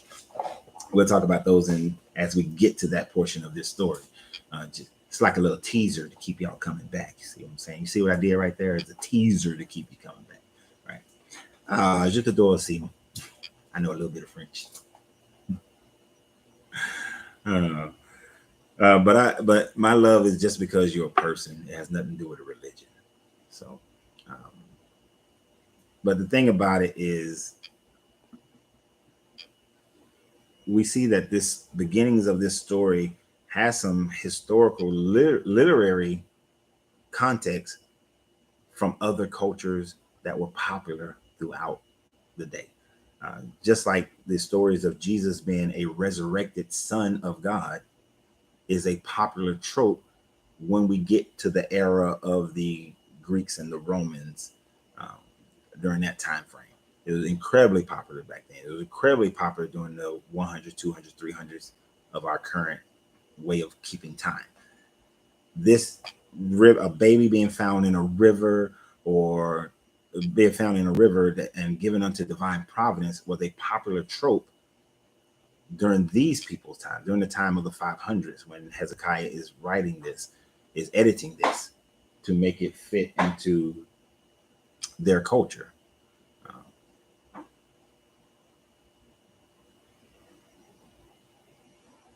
And in order to make this story real, they had to use those tropes. Sargon is adopted by the cupbearer, by the gardener of the emperor, the king of Arcadia, or the Arcadian king, later becomes the cupbearer. So he becomes the most important person to the king, and then he becomes emperor. The Moses story differs in the conditioning of the birth, but the whole floating down the river thing and found by the royal court is the same, and then he becomes this prominent person. Moses' prominence is for a kingdom of God, whereas Sargon's prominence is a actual kingdom that existed, that has historical accounts that we can find archaeological evidence of. This is a propaganda story to create a history for the kingdom of Judah after the Babylonian captivity. And so they need to create a history where they can then worship one God. This idea of one God is not something that was brand new to them, but it was something that Akhenaten first initiated in Egypt, saying that the Aten is the only God, the supreme God, and which is a name that he gave to the Ogdo, to call the Ogdo the Aten. But he called it the Aten to separate it from the Ogdo because the Ogdo split, had the cosmic egg, and then Ra was born from the cosmic egg. So he wanted to take away that aspect of it and just stick with a pure divine Ogdo represented by the sun, S-U-N. That's why all these deities have sun rays coming from their heads. All these sun gods have that. All these givers of life and bringers of life have that aspect to them. And then it is a priest of Akhenaten, and we'll talk about this again probably next week or the week after. It is a priest of Akhenaten who goes and revolts against the Kemetic people going back to their polytheistic ways and wants to keep this idea and crosses over into the Levant. All right. So this is why this story of Moses is created, to give the southern kingdom of Judah a history, but it was Hezekiah's way of uniting the people under one deity, under one religion, I should say, under one religion, and to make Yahweh, the desert God, the primary God, the only God. And this is the beginning of people being disrespectful and not allowing people to have their own religious beliefs.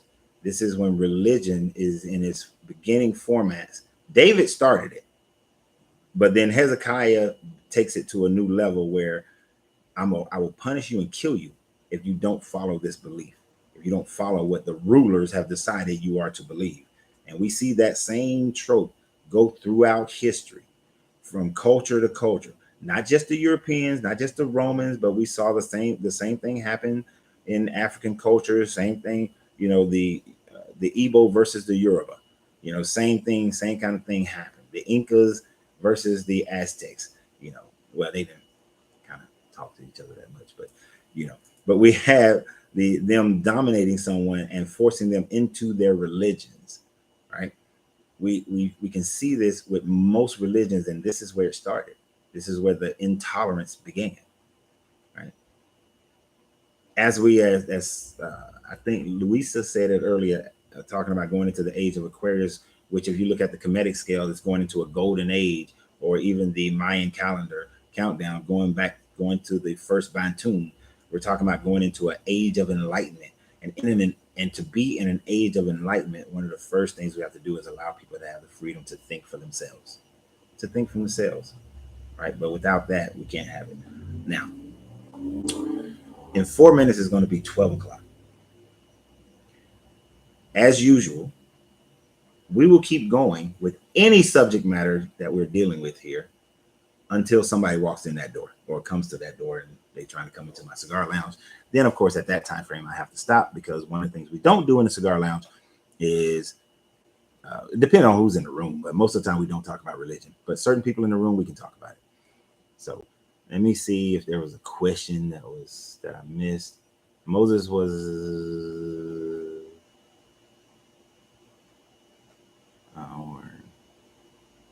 we had covered that one.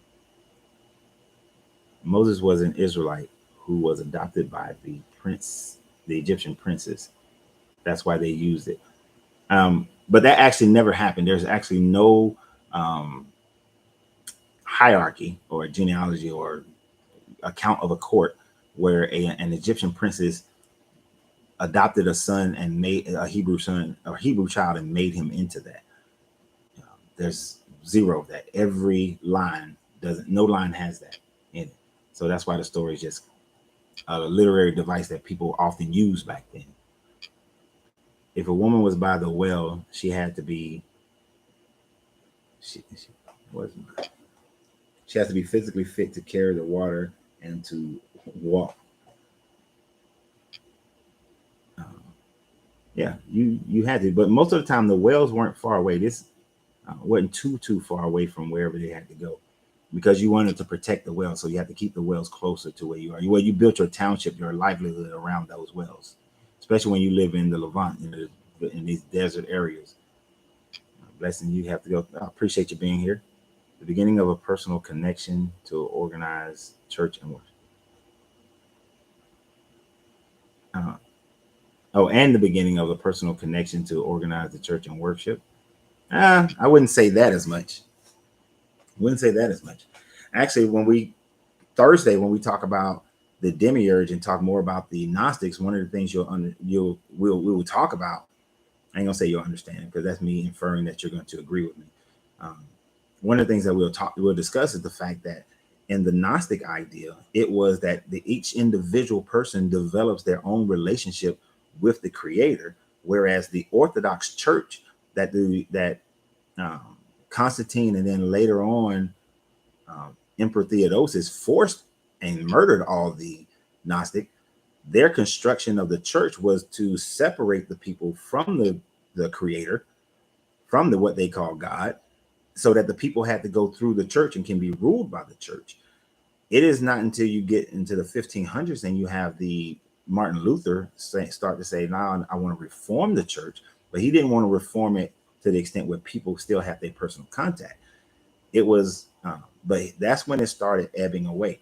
And then when James translated, when King James translated his authorized version, and then the Jesuits came and made their own version of a King James, which most of your Bibles today are translated from the Jesuits' King James version, not the authorized King James version. So when that person would ask me, what version are you reading? That's why I don't really get too, doesn't really matter too much, because you're reading the Catholic Bible most of the time. Unless you're reading the authorized King James, you're reading the Catholic Bible. But even the authorized King James is not step for step with the Septuagint and all of the books written prior. You know, the Vulgate and none of those things. It has many differences between them. So it is not until you start getting into your late 1800s and your 1900s that people start talking about relationships. And really, relationships really became a big thing in the last like 20, 30 years. Because when I was growing up, I'm 51 years old. When I was growing up, it wasn't about relationships. Nobody really talked about relationships. They talked about being a part of the church, being a part of the body.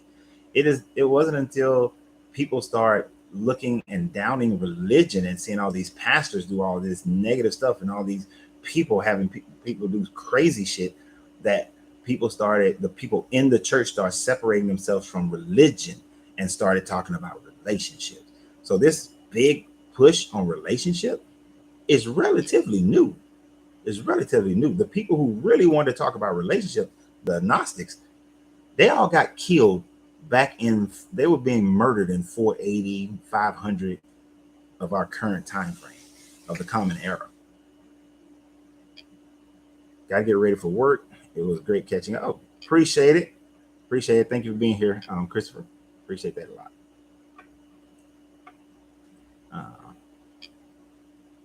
The allegory shows that Aaron created the church inside a temple, which is different from from church individual connection. Why am I messing this? Me and this scroll don't get along all the time. Individual connection with the Creator and offering sacrifice and angels.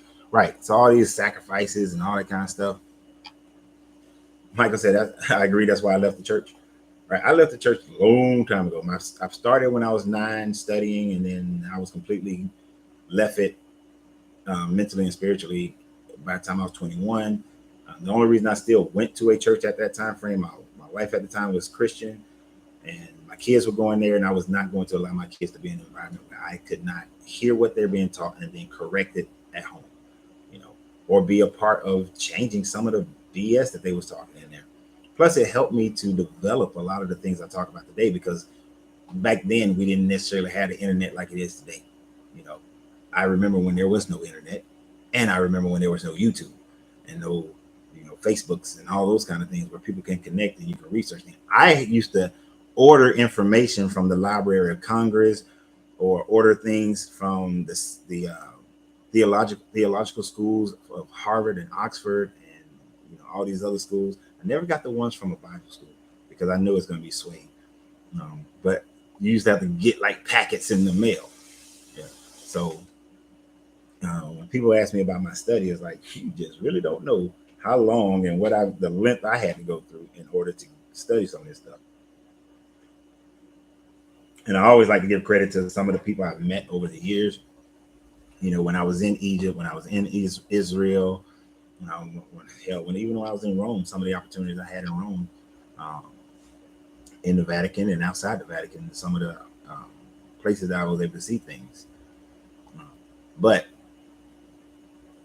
all of this relationship stuff that you hear people talking, it's new. It's new. It's nothing old. It's not like that's been the teaching and the process, because everything was about the building and the people and the people that you congregate with in the building. It wasn't about you having your own personal relationship. If you would have claimed 500 years ago or 200 years ago that you had a personal relationship with God, you would have been declared a heretic by the church. You would have been ostracized. You would have been kicked out. And in some cases, 500 years ago, you would have been killed. They would have murdered you. You'd have been unalived, as people like to say nowadays. I think people use that unalive thing because these algorithms will counsel you or something like that. But that's what you would have been. I know I studied about it for myself. Right. I studied it, and I studied a whole bunch of other books and a bunch of other philosophies and a bunch of history. Because what did KRS One say? If you don't know the history of the author, then you don't know what you're reading. Oh, and before anybody come here, remember tomorrow on the Art of Tantric Love on Facebook, the Facebook group, the Art of Tantric Love, and on this YouTube channel, and on the Art of Tantric Love TikTok channel, we'll be talking about relationships. That's what we just talked about, relationships. So my YouTube people, it's relationships tomorrow. It's not this stuff. It's relationship. And I have a subject. It's written down because I forgot what it is. I keep forgetting that one. Forgot what it is. I'm going to light my cigar now. No, it's in my hand. That's why I've been shifting my hand a lot. Any questions? Any other commentary, thought processes that we can dive deep into? Oh, you remember that too? You remember that? No internet. I know my kids think that I'm like Jurassic because I'm like, yeah, girl, we ain't had no internet. You actually have to go to the library and you have to read books, turn pages. You know, you couldn't just listen to a professor over a video, which a lot of them there are series from the and this is why I said theological schools. Don't go to the seminaries, but there's a lot of from like Harvard and Yale and Oxford and Princeton and Stanford. There's a lot of videos from these professors of what they're teaching in their theological classes, and they'll get into people like Josephus ben Matthias. They'll get into Tacitus and all these other people that can get you a good start on your own personal research, and so that you, because like Tony Robbins, it stuck out to me when I was like in my early 20s. He said he said the quality of your answer depends on the quality of your questions. Oftentimes people don't research things very well because the questions that they ask Google, the questions that they ask a professor or ask, and ask someone to refer them to a book, it doesn't lead you into a good answer because your question is not a good question. You have to ask a good, very well-defined, well-crafted question to get a very good, well-defined, well-crafted answer. If you just said if you just Google, is the story of Moses plagiarized? You're not going to get the best answers. Now, if you ask the question, from what ancient sources is it claimed that the story of Moses is plagiarized, or what literary structures does the story of Moses exemplify? It's questions like that will then make you get deeper into literary writing tactics and understand why you will have to study linguistics or listen to people who have studied linguistics to be able to understand the differences of why can you tell that the book Exodus is written by completely different authors at completely different times, because the way the style of writing is very different, but you need to understand what those styles are, what the difference is. And by understanding that different styles, you get to understand the different political ideas of why they're writing the way they wrote. And then it gives you more insight of reading between the lines of some of these things that these people say. So learn to ask deeper questions. Yes, I'm 40 and my kids said that I read because there was no TV. Yeah, mine have said that one to me as well. They asked me when, I remember there was little, Daddy, what was it like when televisions first came out? I was like, yeah, I already had televisions when I was born. But yeah, so it's like somebody earlier on TikTok, they were just like, walk by faith, not by sight. What? I didn't respond to that at that time frame because what's the purpose? You're just making a statement. You're just making a little statement. It has no context, no depth to it. doesn't stir the mind at all. You know, on the Facebook group, I'm sure the people on Facebook, on the Why Left Religion with Coach Renz Facebook page, is I don't answer 90% of the people who make a comment because there's no depth to what they're saying or what they're asking. You know, and one of those questions, I'm gonna go ahead and tell y'all right now. And I appreciate people who ask me this, but stop asking it so plainly. Blind leading the blind, exactly. Stop asking me what's a good book to get started with. Shit, I don't even know what are your intents? What are you trying to learn? What's your pathway here? Where are you now in your mindset? You know, I don't know what book to recommend based on just what's good books to get started. Get started from what? Deconstructing. Get started from emptying. Get started in filling. You know, you've deconstructed. Now you want to fill. I don't know. Ask me a deeper question. Or you're asking for books. Ask me, like, give me a pathway that you're on. You know, I run 2 different businesses. Well, 3 different businesses. I'll point you in some business directions. I'm gonna do that to somebody one day. I'm gonna give them a whole bunch of financial books to read when they ask me that question. Because I'm like, why don't you pinpoint what you want? So let's be very precise in what we're looking for.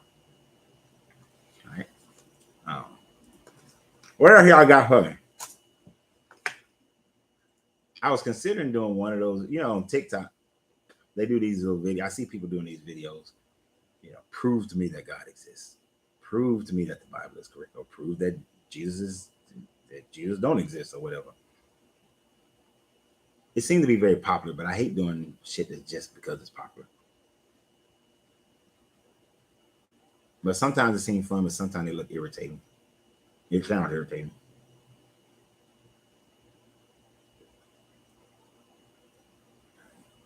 Because I can't stand these circle debates. Kind of like last week. At some point, me and little dude were just going in circles, and I just had to say, you know what, I'm done going in circles with you. Oh, I forgot to make it where somebody could come on here and have commentary. The book of demonology and the book and the Bible. Oh, that moved too fast. The book of demonology. God dang it.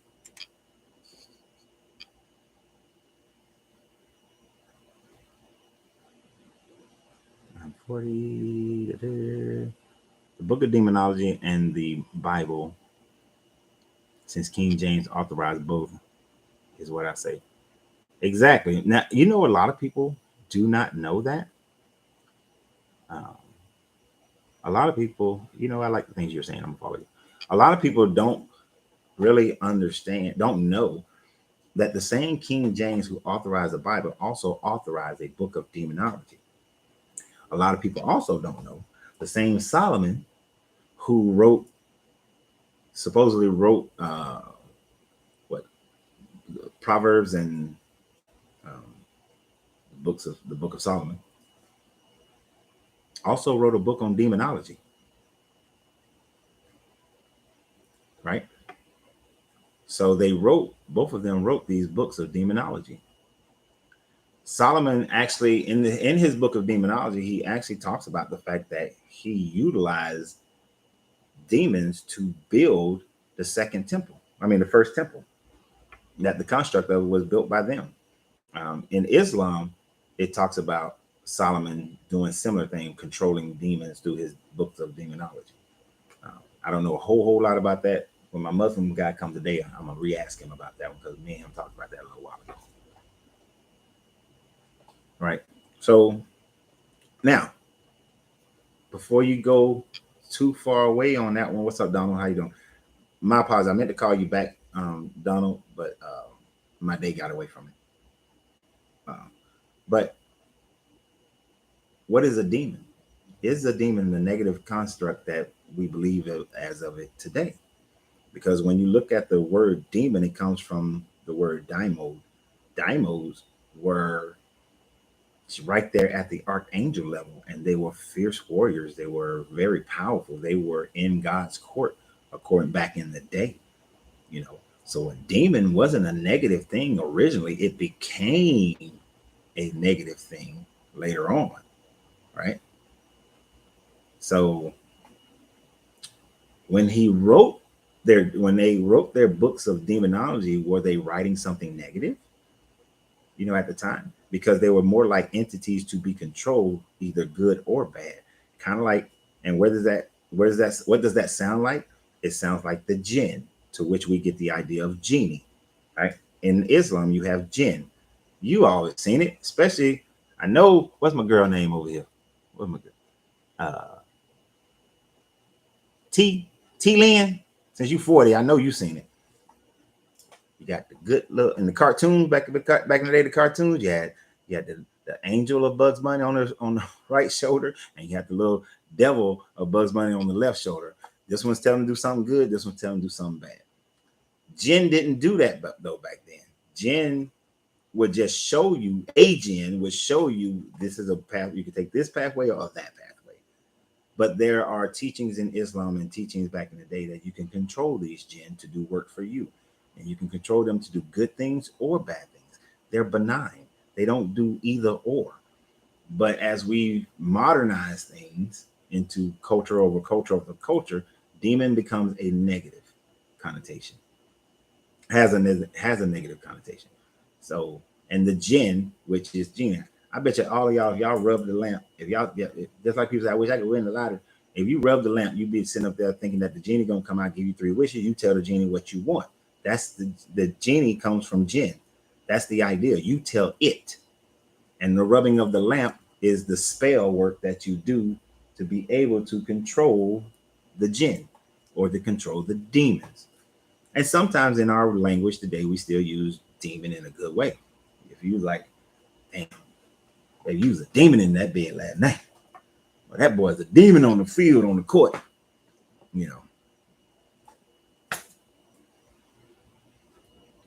We've used it. I mean, so language, this is why the quality of the questions, you get different answers, better answers. And we got to be conscious of the questions that we ask. Where did we get these so-called curse words from? The F word, etc.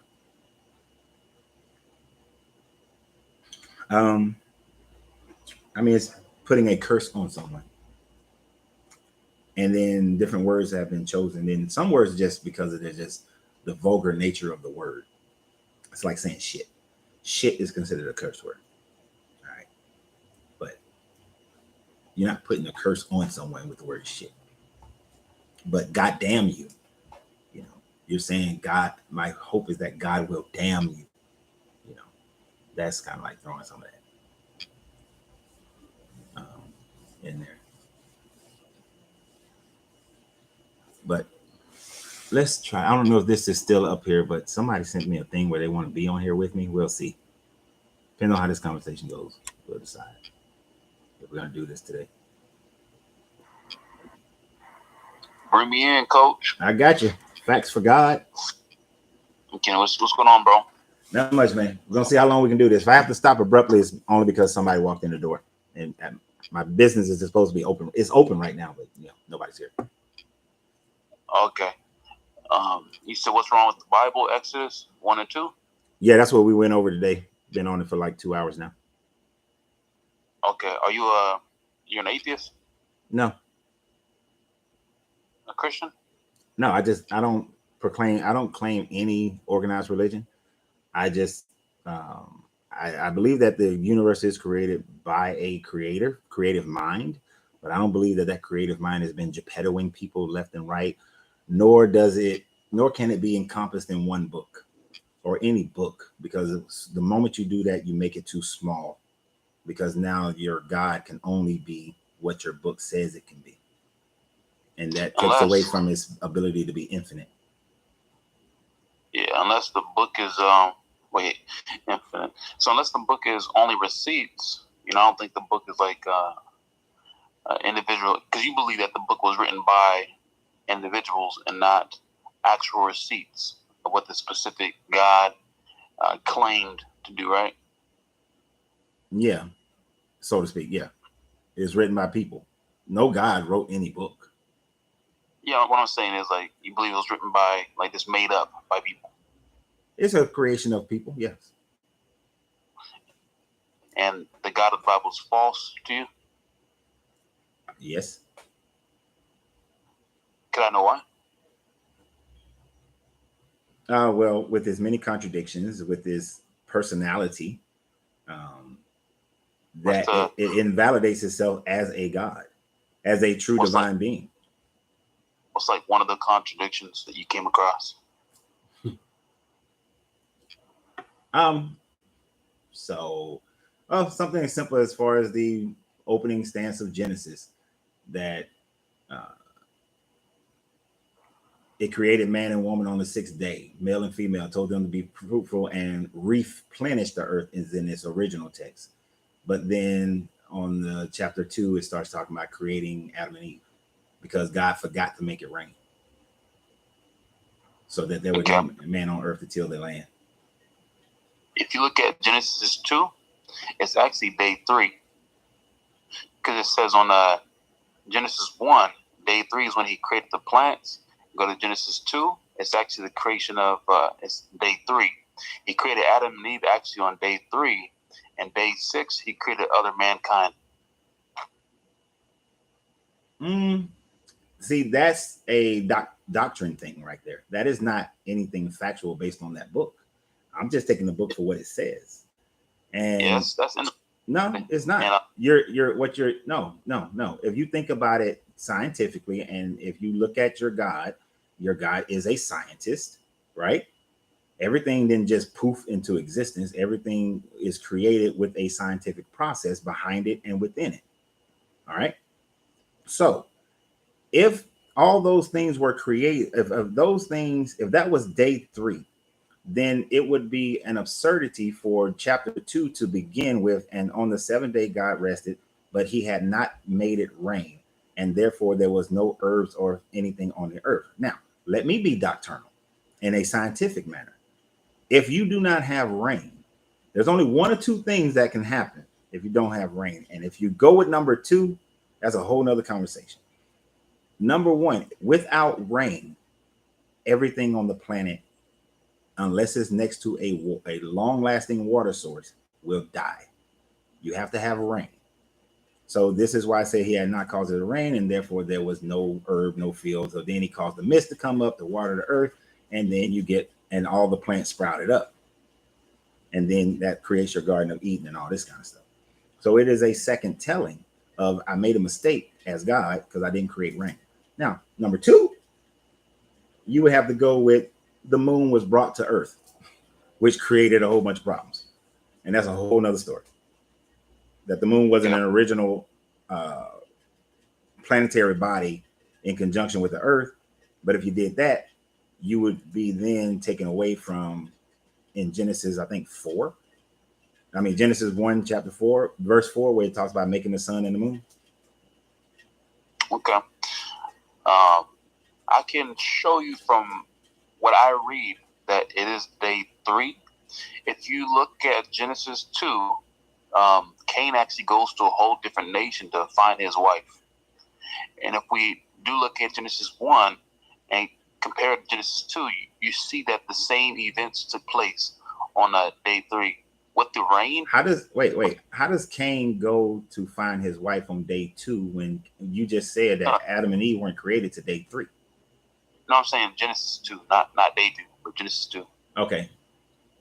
It's actually like Genesis 4 when you get Cain going to find a wife. Oh, Genesis 4. Yeah, I think it's 4. It's like 3 or 4, but I think it's 4. Yeah. And regarding the plants. Wait. Let's stay with Cain. So okay. That's always been a big question for people. Where does Cain go get his wife from? Right? Yeah. And that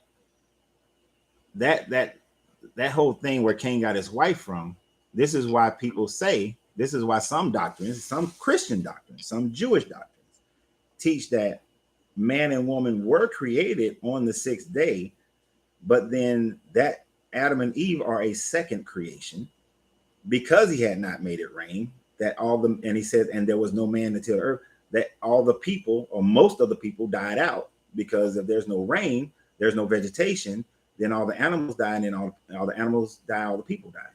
So Cain would have got a wife from those who survived however long it was that there was no rain. Those who live near river basins. We gotta understand all this took place in 6 days, right? So he plants the seed. He planted the seed, and then he caused it to rain at whatever specific day. So the seed did not come there before. It's like a chicken and an egg. Well, the rain came after the 6 days of creation. It's like chicken and egg. The rain did not bring about the seeds, and the seeds did not bring about the rain. They came together because of this one specific mind. If we want to use mind, it came because of mind. Like where did the seeds come from? Did the seeds randomly just come here like the apple seed, orange seed? Well, I don't think that anybody in creation or evolution can actually determine which one kind of came first. When you look at people who go for evolution, or I like to use adaptation, life finds a way. I know that's an old Jurassic Park kind of statement, but life seems to just find a way. Like when there's a volcanic eruption like the one that's going on in Ireland constantly, one of the things that they're finding is that out of the molten rock, somehow vegetation begins. Now we can say today that some seeds floated over there, but nobody knows the condition of the earth back at that time frame. So nobody really knows how anything really came into existence. This is why I don't have a problem saying I don't know which came first, the chicken or the egg. I don't know that process. And nobody actually can claim they know that process, because what you can claim is you believe a process. Well, we can see that they had to be close together, because like what you said, you believe that the plants and the won't survive without the rain. So they would have to be close together. Unless they were near a river, a water source. Yeah, even with the most severe droughts, some water sources will still survive because of underwater aquifers. Okay. But we agree that rain or water and vegetation would have to be close. Yeah, they're going to be close together. Yeah. So now we see that they both came close. And we understand that this specific God claims to have created all things in 6 days. Right. Yeah. So I believe that it's not far-fetched so far, based off of that, how we understand that vegetation and water have to be close together. No, vegetation and water has to be close together. Yeah. I don't see how that validates a God, though. Even if you have vegetation on the first day and then rain on the 7th day, we have periods of 8 days without rain, 20 days without rain, and the vegetation still lasts. So he created everything in 6 days. So I don't know how that goes against science. Well, now let me ask you a question for reference sake. Some Christians like to use, was it 1 Peter that says 1 day unto God is like 1,000 years unto man? So are you saying 6 literal days? It's 6 literal days. Okay, so how is there 6 literal days when the first 3 days there's no sun, no moon? Yeah. So remember, he calls it day light. Mm-hmm. And he calls the darkness, he calls it light day and the darkness night. Okay. And then he puts the sun to kind of like disperse the difference between this night and day. So you don't have, but so that specific light from day 1, day 2, day 3 is not mentioned. So what is the light? It's not mentioned. So how do we have days if there is no sun? Our days are based on the sun and the earth, right? Yeah. Mm-hmm. If you don't have sun and earth, what is the light? Now he says, "Let there be light," and then he tells he created a specific light source, like on day 4, I think. Yeah, so like day 4. He doesn't tell you what that "let there be light" is, but he tells you there was light at that time.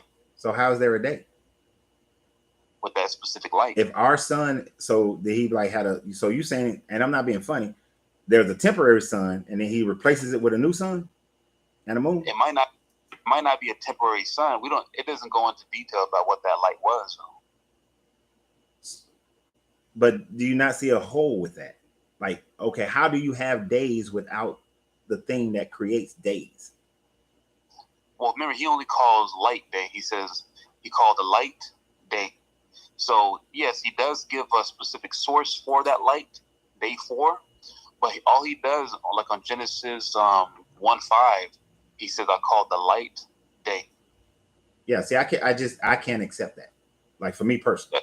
It's fine, not acceptable. And then another aspect of it, and the reason why I use just Genesis 1, because in that creation, you also have the Sumerian story, which is older than the Genesis story.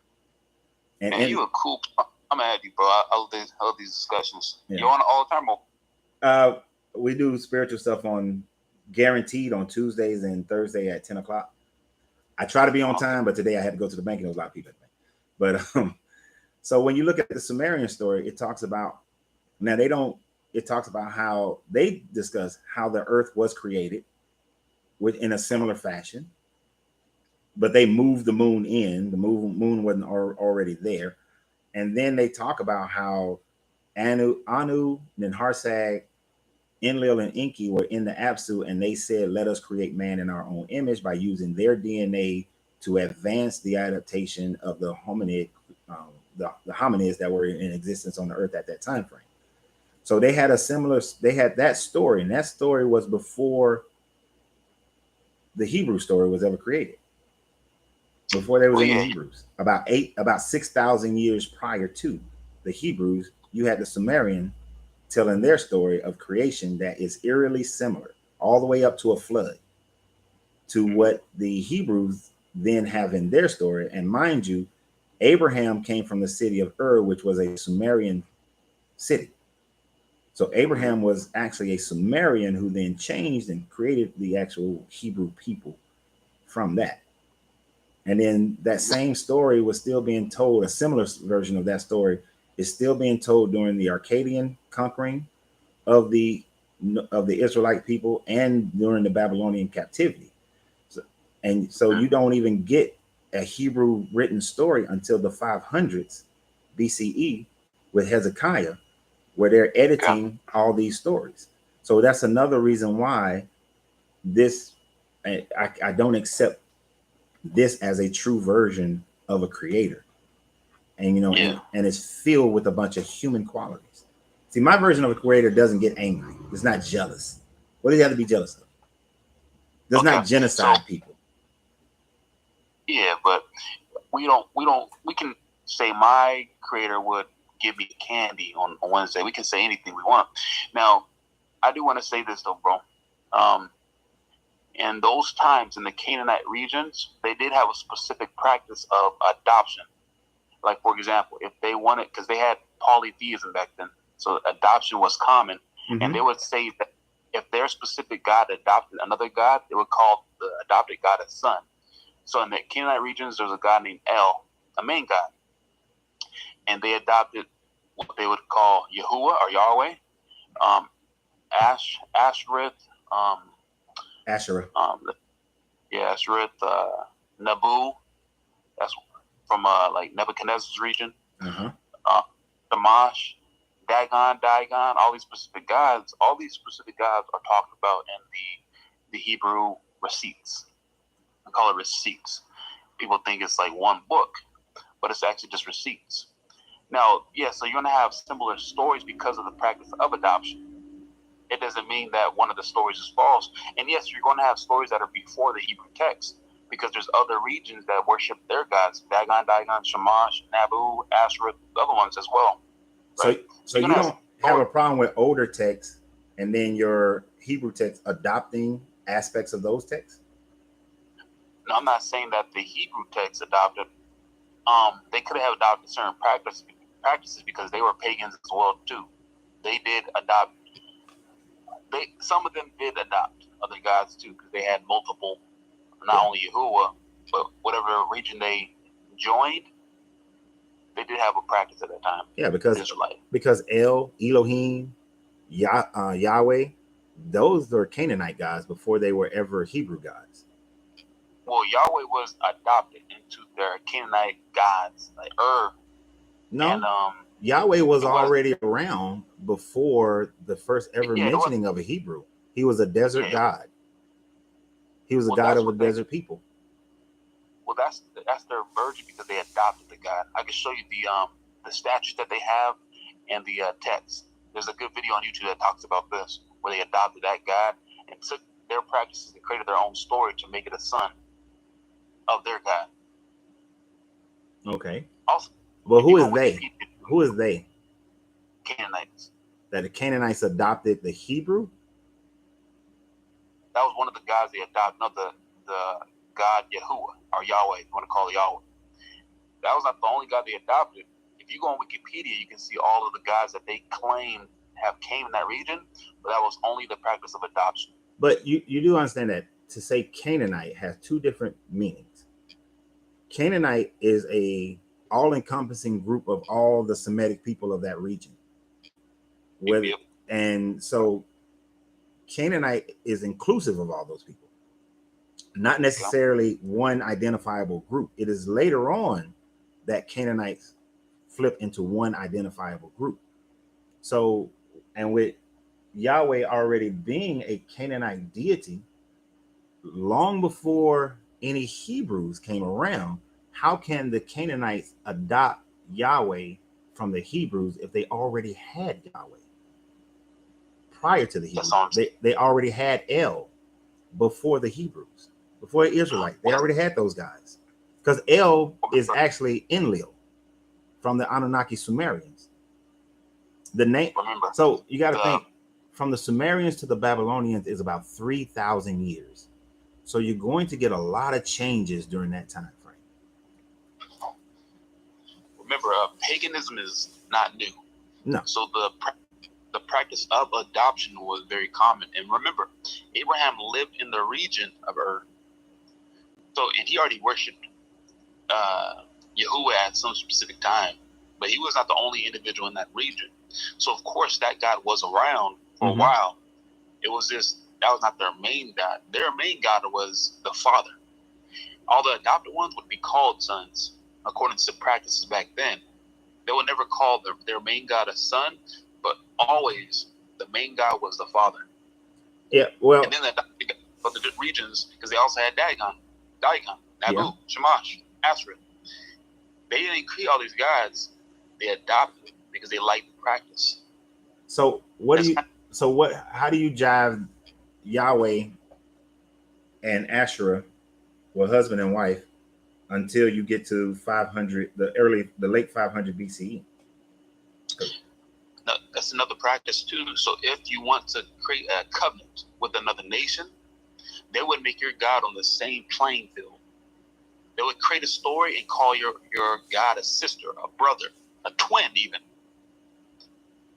It was a practice of creating a religion and bringing covenants and bringing two nations together. Yep. No. From the beginning of Yahweh had a wife. Her name was Asherah. And even in the most ancient Israelite temples, they worship both Yahweh and Asherah as his wife. And then they had sons, like Mot was one of their sons. So they had children. It's not until Hezekiah starts editing the Bible, the Old Testament, what's called the Old Testament now, in the late 500s, that they get rid of Asherah, and she is no longer his wife, and Mot is no longer his son. But prior to that, they accepted. Why did they Let me answer this. So they got rid of Asherah because they broke apart from who? I mean, remember, it was all they were still a vassal state of the Babylonian of the Persian Empire at the time frame. It was all about the covenants, remember. So the Hebrews always kept to their main God. No, they didn't. That's what I'm saying. They did not. Archaeology shows that they did not. No, they had other gods as well too. Remember, polytheism was normal. So I'm saying their main God was always there, but they always adopted other gods too. Now, but they would. Later on, first they started out, the Hebrews, actually, there's like people started out polytheistic. Later on, they became henotheistic. Now even in polytheism, you have a primary deity, right? And then that primary deity has aspects or sons and daughters. Then they became henotheistic, where they still had their primary, but they accepted and believed that other gods still existed. You don't get to a monotheistic Hebrew people, Israelite people, until like 528 BCE. Now you get that in for example, in 865, there's a Moabite stone. It talked about how the people of that region worshipped the god Yahuwah, and there was other regions around it. I don't know if you ever seen that stone. Yeah, I have. And they worship. Yeah, they did worship that as the primary god, but they still believed in other gods at that time frame.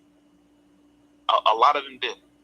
Well, I mean, you're gonna get that. It's like how we got denominations today, right? You know, you got to dunk or sprinkle. People have differences, so there's no religion has never had this one time frame golden era where everybody was on the same page. You always had divergences of every religion, which is good receipts. It shows how nations got along and what they worship, why they worship specific things. It's a good. I agree that it's good that we could be more peaceful if we did just accept other people's beliefs and leave them the hell alone.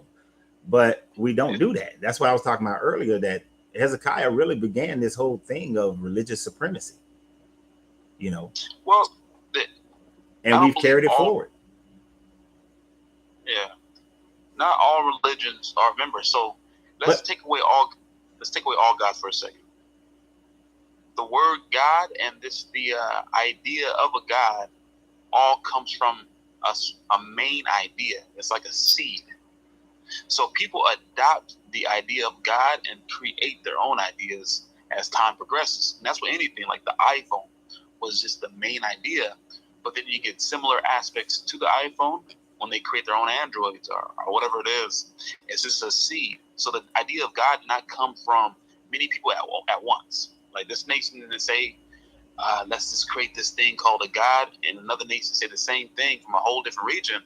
It's all an adopted practice. It's adoption. Okay, so let me ask you a question. Mm-hmm. Every religion can claim the exact same thing then, right? Of all the adoptions. So should not your version of what you're calling receipts also be able to apply to, say, like the Hindu people? Because they can claim the same thing. If they could show their receipts for the specific events they claim in the Vedas, because they use the Vedas. Uh-huh. If they can bring up the receipts for specific events that they claim happened from outside the book, then that would be a good source of evidence. Well, I mean, but if they can, would you accept it? Yeah, if they can do that, but they can't do that because Vedas is not a book of stories. Vedas is a book of their quote unquote morals. So what's a provable receipt that you're claiming? According to the story of Sodom and Gomorrah, they found authentic pieces of sulfur and brimstone, and they have it in some place. My computer's loading right now, but I can bring up pictures and the receipts. Yeah, I know what you're talking about. But is that a receipt for the Sodom and Gomorrah story, or is that a receipt for the Sumerian story of Enlil bombing 2 of Marduk's cities, and with pretty much what we would call a nuclear bomb, and then from that story you had the wind, the radiation cloud, going and eradicating 7 other cities, to which we have found those where it looks like the people evacuated because of something massive, something immediate happening. So is that a receipt of the Sodom and Gomorrah, or is that a receipt of the Sumerian story, which was written thousands of years prior? You see what I'm saying? So whose receipt is that? Sodom and Gomorrah, because if you look at the other story that you're claiming, was there depictions of sulfur and brimstone? In what city did they specifically bomb nuclear? It is the cities that were later called Sodom and Gomorrah, and then it was the 7 other cities that were nearby in southern Mesopotamia. which are the same cities that the Bible claimed were destroyed by the radiation that left from Sodom and Gomorrah, from the destruction of Sodom and Gomorrah. That there was a poison wind. You mind if I see that receipt in regards to the not the Sodom and Gomorrah story, but the other one? Can I see the receipts that you have on that? No, because I don't own the cuneiform tablets of that. But you can look up the cuneiform tablets. But unless you can read cuneiform, you won't be able to see it. But you can. There are many other scholars who have put it in book form, which you can go and look at. What's that dude's name? What source did you look at so I can look at that? Well, because let's look at the first source. The first. No, we're not gonna look at it right now because I ain't got time. I can't do that. I can't do that with my laptops and everything going how they're going right now. It's not something I have the capability of doing. But what is that dude's name? Genesis Revisited. What is the author of that book? Shit. Oh, shit. I got him here. Zechariah Sitchin. Have you ever read any of Zechariah Sitchin's books? No.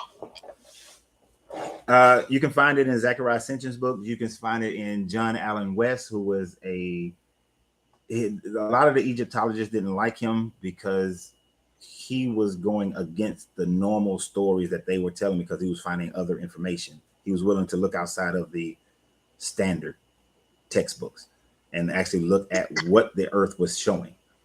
But you can look up John Allen West. You can look up Zechariah Sitchin. There's a few other.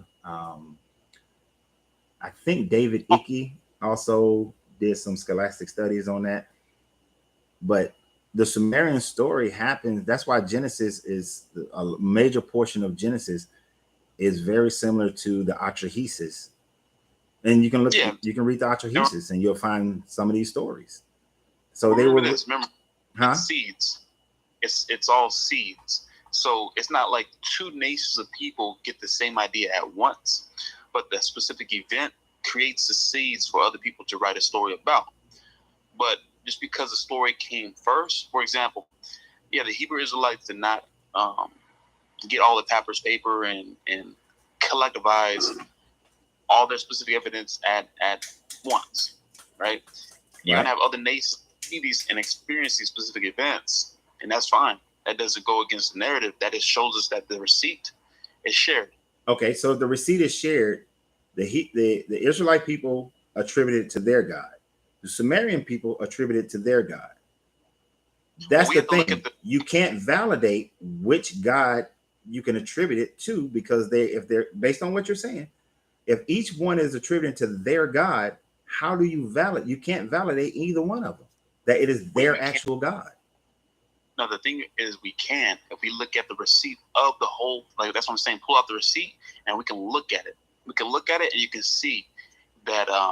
For example, the Samaritans also created this story called the Epics of Gilgamesh. Yeah.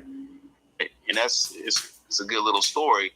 But if you look into that story, you can get more information about, did they really believe in this story or did they just create this narrative? And the same thing with this. I want to see it. I never seen their version of the Sodom and Gomorrah. So I want to look at those receipts. But people are using that terminology very loosely nowadays, talking about receipts. And they're not really receipts in the sense of it validating the story. Even though the Sumerians wrote it and said that Enlil and Enki and they was fighting against Marduk and all this kind of stuff, and people will say those are receipts. Those are only receipts of what people believed at the time that they wrote it. It is not a factual receipt that is what actually happened. If they find sulfur and brimstone in a region with no volcanoes, then they can say that something happened in that space that created a massive destructive act. And what would it be? What would it be if there's volcanoes in that region? It easily can be it could be the Sumerian story, or it could be your story, or it could be the Babylonian story. It could be whoever decides to translate it to mean something to them. That's whose story it is. But all of that just makes it a story. Now, unless you got some type of science to it, you can't. Yeah. Well, the Bible is not. It's not.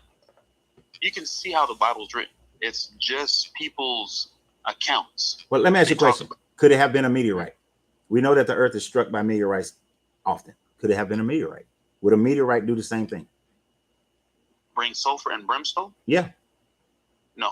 How not? You know every meteorite. You know the composition of meteorites that have hit the Earth throughout its history. They don't bring sulfur and brimstone. How can you? How can you say that? You have to know the composition of the meteorite. If a meteorite strikes the Earth, and if it contains sulfur and brimstone, you saying that no meteorite in the universe has sulfur and brimstone? No. So could you pull up the information? Wait a minute. Somebody's trying to call my. Wait a minute. Okay. Go ahead. What did you say? Yeah. Can you show me the Hold on, right? I mean, think about what you said. You have just said that with all the things in the universe, a meteorite cannot have sulfur and brimstone. Don't that sound a little bit more like I just want to force? I have to have my belief instead of no, because the composition of meteorites is specific rock that is formed with different substances. Now, sulfur and brimstone comes from a volcanic activity. If you can show me the composition of meteorites, we can look at that. See, the thing about it is that different meteorites have different compositions. They're not all the same, is my point. Do you know the composition of meteorites? I don't know every meteorite composition, no. It hasn't been something that I went and studied, so I cannot claim that.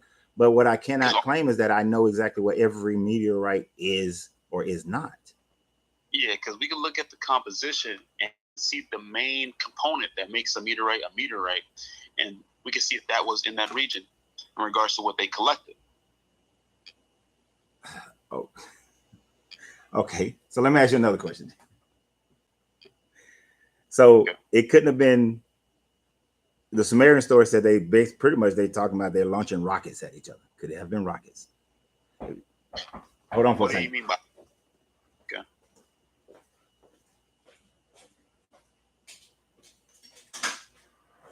Okay. What's up, man? It's you, so I can continue to have my discussion. Go on and grab your steak. It doesn't matter if you walk in my camera view. Okay, so according to the Sumerian story, Enlil and Marduk were at war, and what they had rocket missile technology back then. All right, and during this war, they launched these nuclear missiles at each other. You see what I'm saying? So they nuclear missile. Yeah, they had some. They didn't say what the composition. That we just use nuclear because it's the closest thing that we can identify. But they had some kind of missile technology that created radiation and all this other kind of stuff after they had their impact. But they would destroy everything and melt it down into intense heat. Have we found these missiles? Of course not. Why not? Have you ever? All right. So as a former Marine, if we dropped, say, a hydrogen bomb or a nuclear bomb, the intensity of the heat would melt any remnants of that missile. You wouldn't have any missiles. You wouldn't have any artifacts of a missile. Like you can't go to Nagasaki and Hiroshima and find parts of the bombs that they dropped. So you're saying it will burn like all the composition of whatever it was? Yeah, the metal that it's encased in is not going to be able to withstand the heat, so you wouldn't have remnants of it. And then we're talking about something that supposedly happened, 6,000 years ago. You're not going to have that.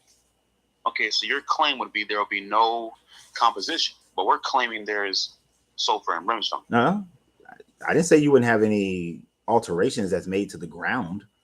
That changes the molecular state of something. If you have, it's like with sand. If you intensify heat in a sandy area in a sudden impact, you will have glass because the sand will change its composition to glass, to a glassy-like form. Okay, so you're saying a nuclear bomb will leave about sulfur and brimstone? I honestly don't know what it leaves about. I just know it leaves radiation. But like if you drop a nuclear bomb on sulfur, would it leave the sulfur or would it disintegrate the sulfur? Don't know. Depends on what kind of bomb you're dropping. Depends on where you drop it at. Depends on its vicinity. Like there's a lot of variables that goes into why something happens. That's like the law of cause and effect. For every cause there's an effect. For every effect there's a cause. What we don't, so it depends. There's variables that go in that. But we're getting away from the idea that you can't prove, because something happened in an area and we don't know exactly what happened doesn't necessarily mean the God of the gaps theory works. Because like you said, I don't know if there was a volcano or a large enough volcano. Like I live in Georgia, right? Near Atlanta, Georgia. And if Yosemite, which is has a huge caldera in it, if it were to explode, depend upon the intensity of that explosion, it is possible that some of the rocks, the sulfur, brimstone rocks, whatever, can come flying all the way to Atlanta and travel that great of a distance, all based on the intensity. There are Greek islands that are close enough to the Levant that if the intensity of the explosion is great enough, there's volcanoes in Turkey. If the intensity of the volcanic explosion is big enough, it can land in the Levant, in the Sodom and Gomorrah area. So those can be natural possibilities as well. And those would leave a toxic ash cloud that will float and kill the other 7 cities. So it's possible that it could have just been a volcanic eruption and they didn't know because it's so far away in Turkey. And so they said God did it because those people were evil. So God did it. And mind you, all these stories are written 1,000+ years after it supposedly happened. So it's not like it's eyewitness. So we have 0 eyewitnesses to any of this. I would disagree. And the reason why I disagree is you can see based upon how people write. So it says, for example, there is in what they call the quote unquote New Testament. This guy in John, he says, at that time, there was a pool called Siloam. So he's talking about a specific time. At that time, there was a pool called Siloam, and people of older with disabilities would go there to relax, whatever. Mm-hmm. The same thing with the Testament. They would always write, because it's not like stories, because you can see that it's just random events. There is stories, there is a history to what they believe happened, but they also, just the way they write, they can say at that time there was this, or you also get 2 different. Wait, at that time doesn't necessarily mean that they were eyewitnesses to it. It's just like I know you weren't on here last week when we was going, or a couple of weeks ago, we was doing Genesis. I don't know if it's 40, Genesis 47 and 48, I believe, is when Joseph settles his family when they finally come to Egypt into the district of Pi Ramses. All right. When you look at the story, the time frame of the story of Joseph, that was happening in 1200 BCE. There was no district of Pi Ramses at that time frame.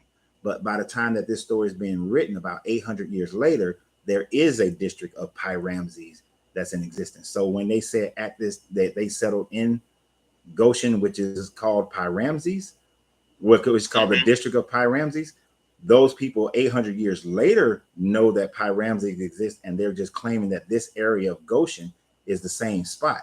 That's not making them an eyewitness to it, nor anybody who was writing at that time, because there's not one story in the Bible that is written by an eyewitness. Not one. There is. Name it. What story is written by an eyewitness? And prove it. Go to John 21. I'm turning my computer on too. It's on 91%. So it's like doing an update or something. But it's in John 21, I believe, and I think it's verse 15 or 16.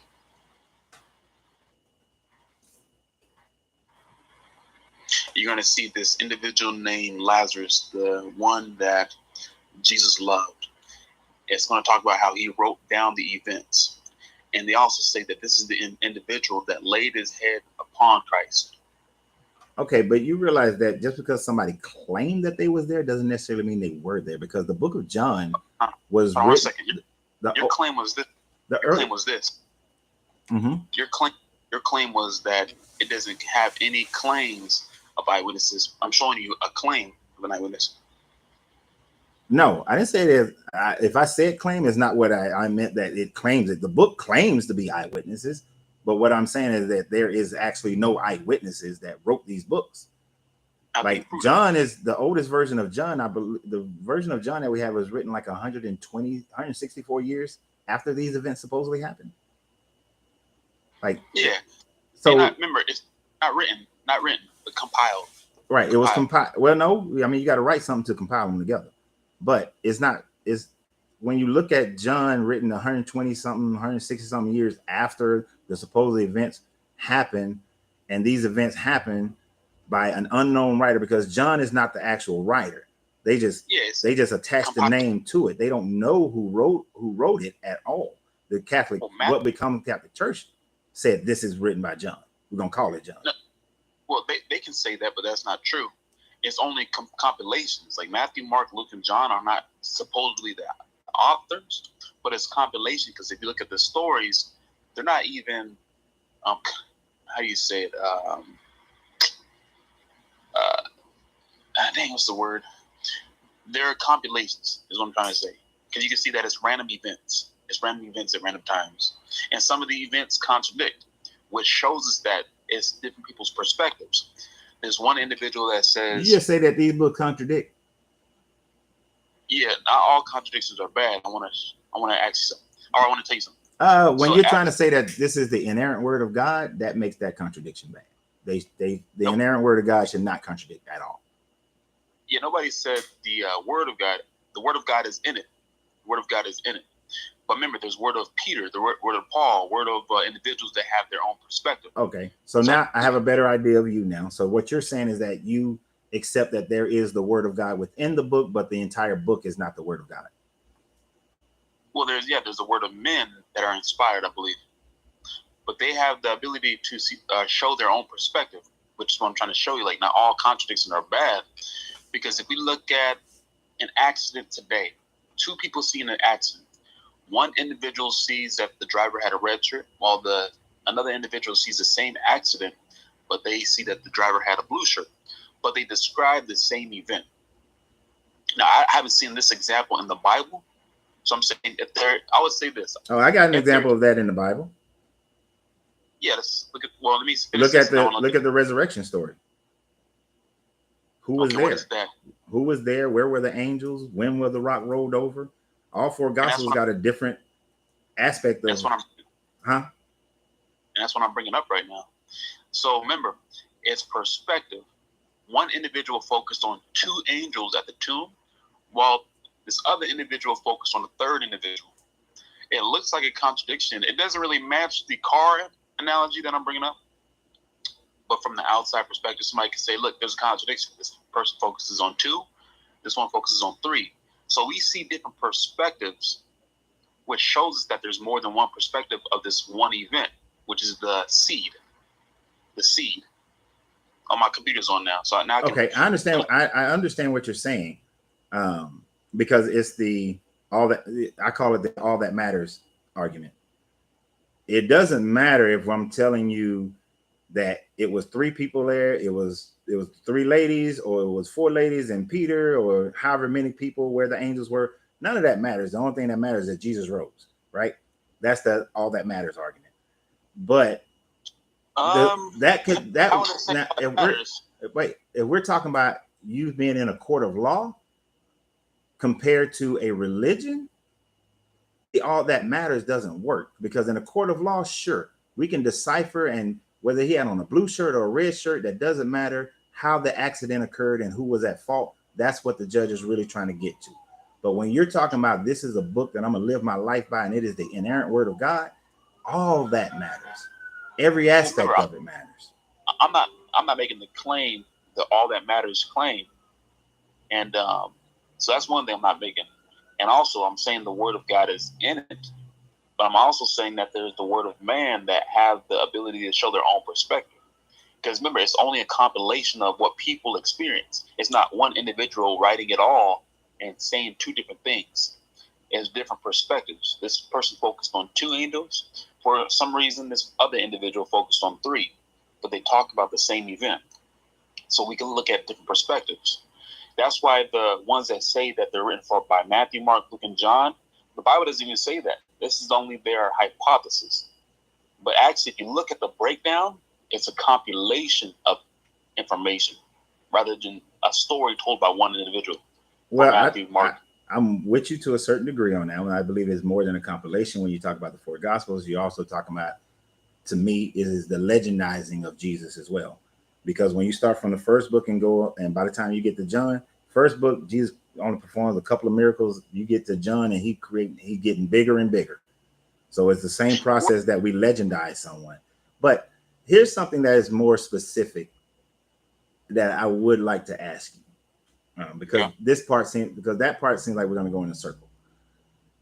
In Leviticus, it says that if a young maiden who is not betrothed to a man is found, well, it says young virgin who is not betrothed to a man is found, is raped by another man, and if it is found out, then that man has to pay the father 30 or 50, I think it's 50 pieces of silver, and then the rape victim has to marry her rapist and provide sons, and the man can never divorce her. Mm-hmm. How do you jive that with a good God? It's his idea of marriage. So he calls, I don't know if you know the word consummation. I understand consummation is marriage. Yeah. So, but God's consummation is 2 people willingly having sex. No, this is rape. And it says rape. Consummation is just sex. It's not like willing, it's just sex. Consummation. So you don't separate rape from sex. Well, what's the word? What's the definition of consummation?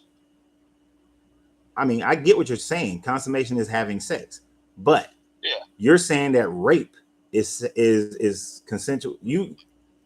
I can't even get the words out right. I didn't say it's consensual. I'm just saying the definition of marriage or consummation is sex. Okay. So you think that's okay?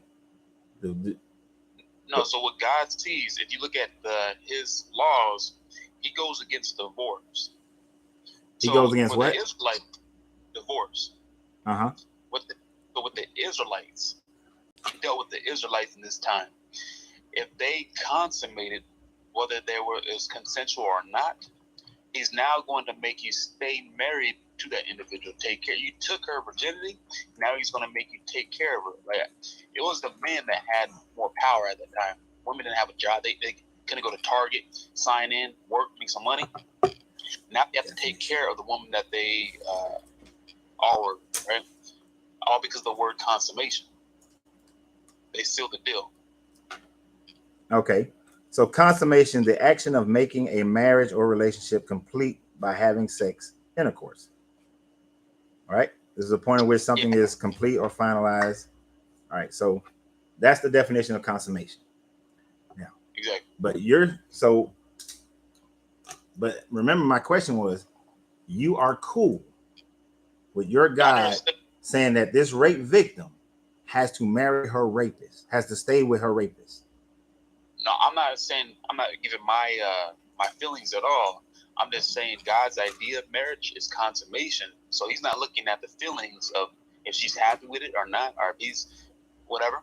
He's looking at the idea of marriage or in his eyes and saying, okay, now if she marries someone else, that would now be adultery. Because in God's eyes, you're married till death. Or 2 will become 1, and the only thing that can make 1 2 again is death. Not sex first. Wait a minute. This dude on the side got something to say. Come here, man. Just say it. Hey. I was just going to say, hey, how you doing, man? My name is Greg. Go ahead. All right. So Greg. Hey, I was just listening to the conversation, and one thing I noticed, you all talking about consummation, but with consummation, it's marriage takes place first, and then it's legitimized by consummation. It's not In a certain rape regions. first. It's not a rape first and then a marriage. That's according to the dictionary. Well, remember, in certain regions, they did have this idea of a wedding, and there, for example, some people get married by jumping over a broom. We over here in America say "I do" or sign some papers, but the word consummation, you solidify a marriage by sex. Okay. Right. You solidify a marriage by sex, which means marriage comes first. No, well, remember, marriage is sex. I So see what in you're your saying. head, you're thinking of marriage like signing papers and saying "I do." No, what he's saying is that marriage is a process, and the culmination of that process is sex. In this region, you're thinking about specific regions. Okay, like the way we get married. But even the way that they got married back in those days, there was a process to becoming married. You were betrothed, you got to know each other, and then It wasn't, bro. you It wasn't. Huh? Adam, there wasn't. So it says nothing new under the sun. How did Adam and Eve get married? Adam and Eve is a special case. But in every other instance, okay, so you say how did Adam and Eve? I can easily, and let me answer somebody's question real quick. You said somebody asked what scripture I was talking about. It's not Leviticus, it's Deuteronomy 22, 28 through 29. So Deuteronomy 22, 28 through 29 is when the rape victim has to marry her rapist. But as easy as you say Adam and Eve, I can say Rachel and Isaac. Is Rachel who married? No, Rachel married Jacob. I can say Rachel and Jacob. Jacob, yeah. So it's the same process, though. It's the same process because he married Leah first and by sex. Right, but later they had a ceremony first. Yeah, there was a process. He had to get to know. Ceremonies were only the celebration of a coming marriage. Okay, but this is true. But we're getting away from. You think it's cool that your God doesn't care about the feelings of the rape victim, and she has to marry her rapist. Now, let me ask you a question. If you was writing this, if you were God and you're writing this today, would you write that? Would you say that a rape victim has to marry her rapist? If I was God? Yeah. If I was God and if my idea was consummation makes two people married, and I'm against adultery, then of course it will not contradict that, because adultery is what? Adultery is when you have sex outside of your marriage. No, have sex with somebody else's spouse, right? Well, they don't necessarily have to be a spouse. They have to for adultery. You're thinking about other sexual immoral acts, like in Deuteronomy 18. What immoral act is that? Fornication. So you talking about fornication? Well, fornication is another word for sexually immoral. The King James Version just uses that one reason. I was going to say, because the original idea of fornication actually came from the Greeks, and fornication meant to have sex with young boys. If you actually go deeper than the basic etymology of the word fornication, it is to have sex with young boys, which is why Paul was like, y'all need to stop telling the Greeks, y'all need to stop fornicating. We're telling the Romans that. That's one form of fornication. But if we go back to that Hebrew word, it says sexually immoral acts. Okay. So if you look at that, if you're married and you have sex with somebody else and they're not married, what is that? If they're not married and you have sex with them, you're consummating the marriage. Wait, no. I'm married. Got a wife. Okay. I go have sex with another woman. What is that? A man can do that. A man can do that. He can have multiple wives. You're a Hebrew Israelite, aren't you? No. You sound like it, because that's what they talk about. They say that too, yes. So a man can go and have sex with other women, and all he's doing is adding wives. But if a woman goes out and has sex with another man, she's committing adultery. What if he's not married? If he's not married, then she got a husband. Then she got a husband. But if the other man is married, then she's committing adultery. Why can't that man just be getting another wife instead of her committing adultery? Is it not the same thing? I'm not understanding your question. So if I'm married, I got a wife. Okay. I go out and have sex with another woman. That woman becomes my wife, right? Yeah, if you have sex with a woman that's not married, she becomes your wife, yeah. But if I go have sex with another married woman, then you're saying that's adultery. Yes. And then that woman is also committing adultery. Yep. And both of us are committing adultery. Yes. Okay. So when Jesus had the woman that they brought to her and said she committed adultery, where was the man at? Why they didn't stone the dude too? But wait, hold on. Don't even go there. I'm still stuck on the fact, and you really haven't answered the question, but you was almost answering it. But you are saying that if a man rapes a woman, that's cool, that they just married now. I'm not giving my feelings of what's cool or not. And if you wrote that today, you would write that as that's the way we should be, even in today's world. You're writing the Bible today. You're God. You're setting our pathway. You're gonna say that if I came and raped your daughter, all I gotta do is pay you a dowry, and your daughter is my wife. Okay, real quick, I do want to make this clear. I'm not giving my feelings at all. I'm just talking about the book. These things are recorded. So in this book, God's idea of marriage is consummation. So if you're taking another man's property, which is his daughter, now you have to pay a dowry to his father. Right. Because you're taking his property. I get that. I get that's what this book says, which is one of my reasons why I don't agree or would ever worship this version of a God. And this cannot be a good God, because I have a higher moral standard than this God. What is marriage to you? Marriage to me is an agreement between two people who want to commit themselves to each other. That's what do you mean by agreement? An agreement. I agree that me and this woman, that we want to live our lives and be totally committed to each other, to the support of each other, emotionally, spiritually, financially, and all the physical ways. So you're saying that if we just say, let's get married, and we agree, then you're married? As long as her and I agree, yeah. So by words, you guys are married just like that? It's by words? It is not even, the words are only vibrating the frequency of how I feel in my spirit about this woman. But words don't make you married. It's a consummation act that make you married. No, that's a physical thing. What I'm talking about is that, to me, marriage is spiritual, which goes well beyond the physical. But you're saying that you're married just because you agree with the woman. Well, we agree, like that's why I said we agree in mind, body, spirit. Put it that way. And to simplify it, we agree in mind, body, and spirit. The consummation is just the body weight. But without the spiritual, then there is no marriage. 60% of spiritual people that say it's spiritual are divorced in America. Divorce rate is 6% plus. Wait, we're talking about these people. These people don't know what. Look, most people. That's why I do relationships on Wednesdays. Most people have absolutely no idea how to truly connect spiritually with somebody. They just doing what they see other people do. There's no order. Everything, we get an idea of how things should be by watching nature. Now we can see that, for example, can't go with nature. If there's order, it works. In a government, in school systems, in a job, there's always order. People, women and men, they don't like order. They have this false idea of equality. There's no such thing as equality. There's no such thing. People create this narrative and then they get divorced, wondering, like, why did I get divorced? Yeah. I mean, people going to get divorced because you got two different human beings having different experiences, and whether or not they stick together, grow together, makes a huge difference.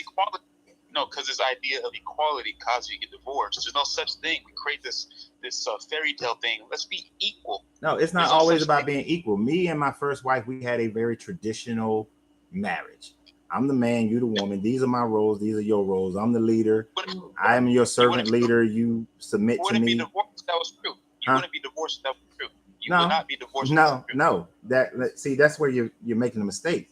You're taking away from the aspect that her and I, we lived abroad. We lived around other people. Certain influences came in and out. People. You wouldn't be divorced. No. It was true. People. Have you ever been married? No, I'm married, so. You what? I understand. I study this too. That's why it's one thing to study marriage and relationship. Is a whole nother thing to be married. Because one thing you will learn, you're not the same person you are right now that you were 10 years ago. You have grown differently based on decisions that you've made actions that have happened to you and how you reacted or responded to them. That has created who you are. If you're talking about two people who are going to, huh? 1 second. 1 second. I would love to talk or hear your ideas of marriage, bro. I do want to hear this. I like hearing different perspectives. I do have to get going, bro. I followed you. Okay, well, we'll be talking about relationships tomorrow. I have a different channel on TikTok though. It's called The Art of Tantric Love. So, man, okay, let me see. Be right there in the chat. Or can somebody write that in the chat? Yeah, because I don't know how to write in the chat of TikTok yet. But it's the art. Yeah, The Art of Tantric Love. Tantric? Tantric. Tantric. Let me spell that one. Let's see. So the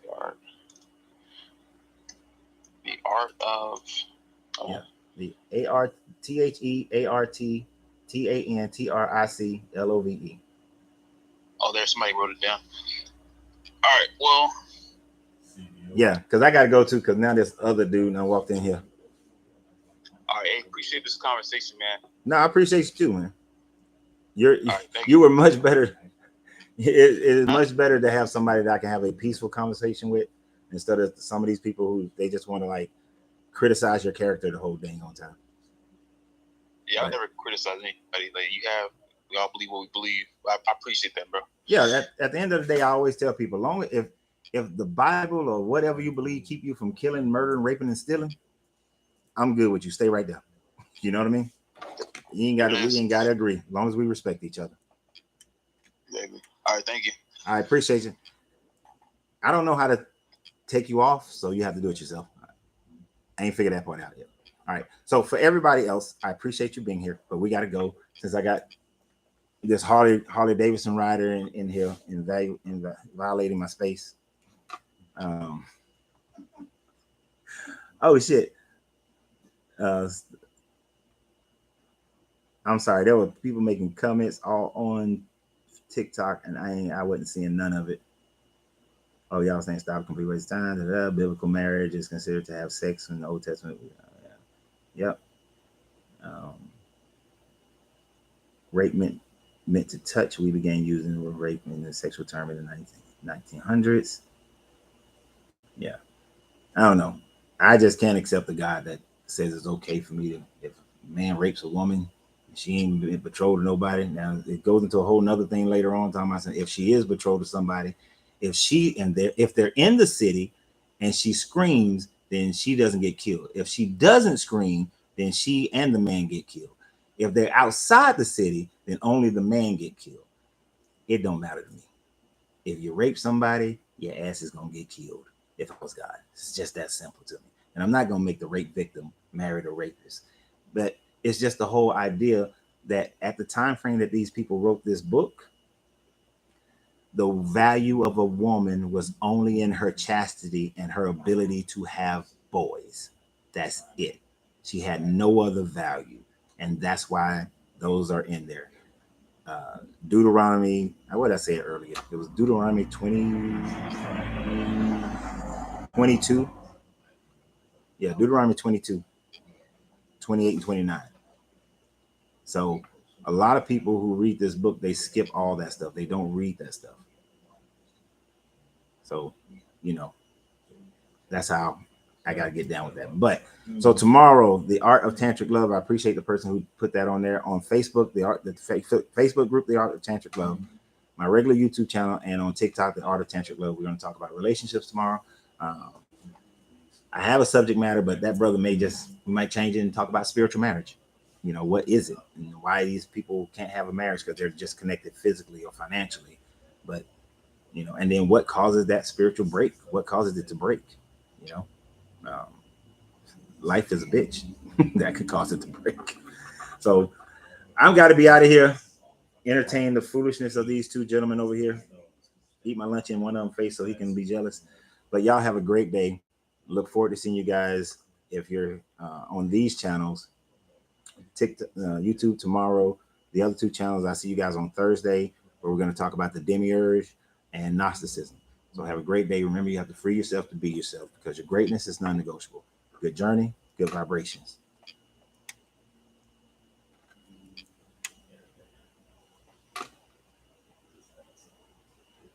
And my YouTube people, I appreciate you guys. Thank you very, very much. I appreciate all the sharing. I appreciate the gifts. I appreciate everything that you do in helping to build this channel. The goal is to build this channel so that I ain't got to sit here with these guys and I can spend as much time as we desire doing this kind of thing. So I look forward to our next meetup, and I look forward to that time frame. Peace.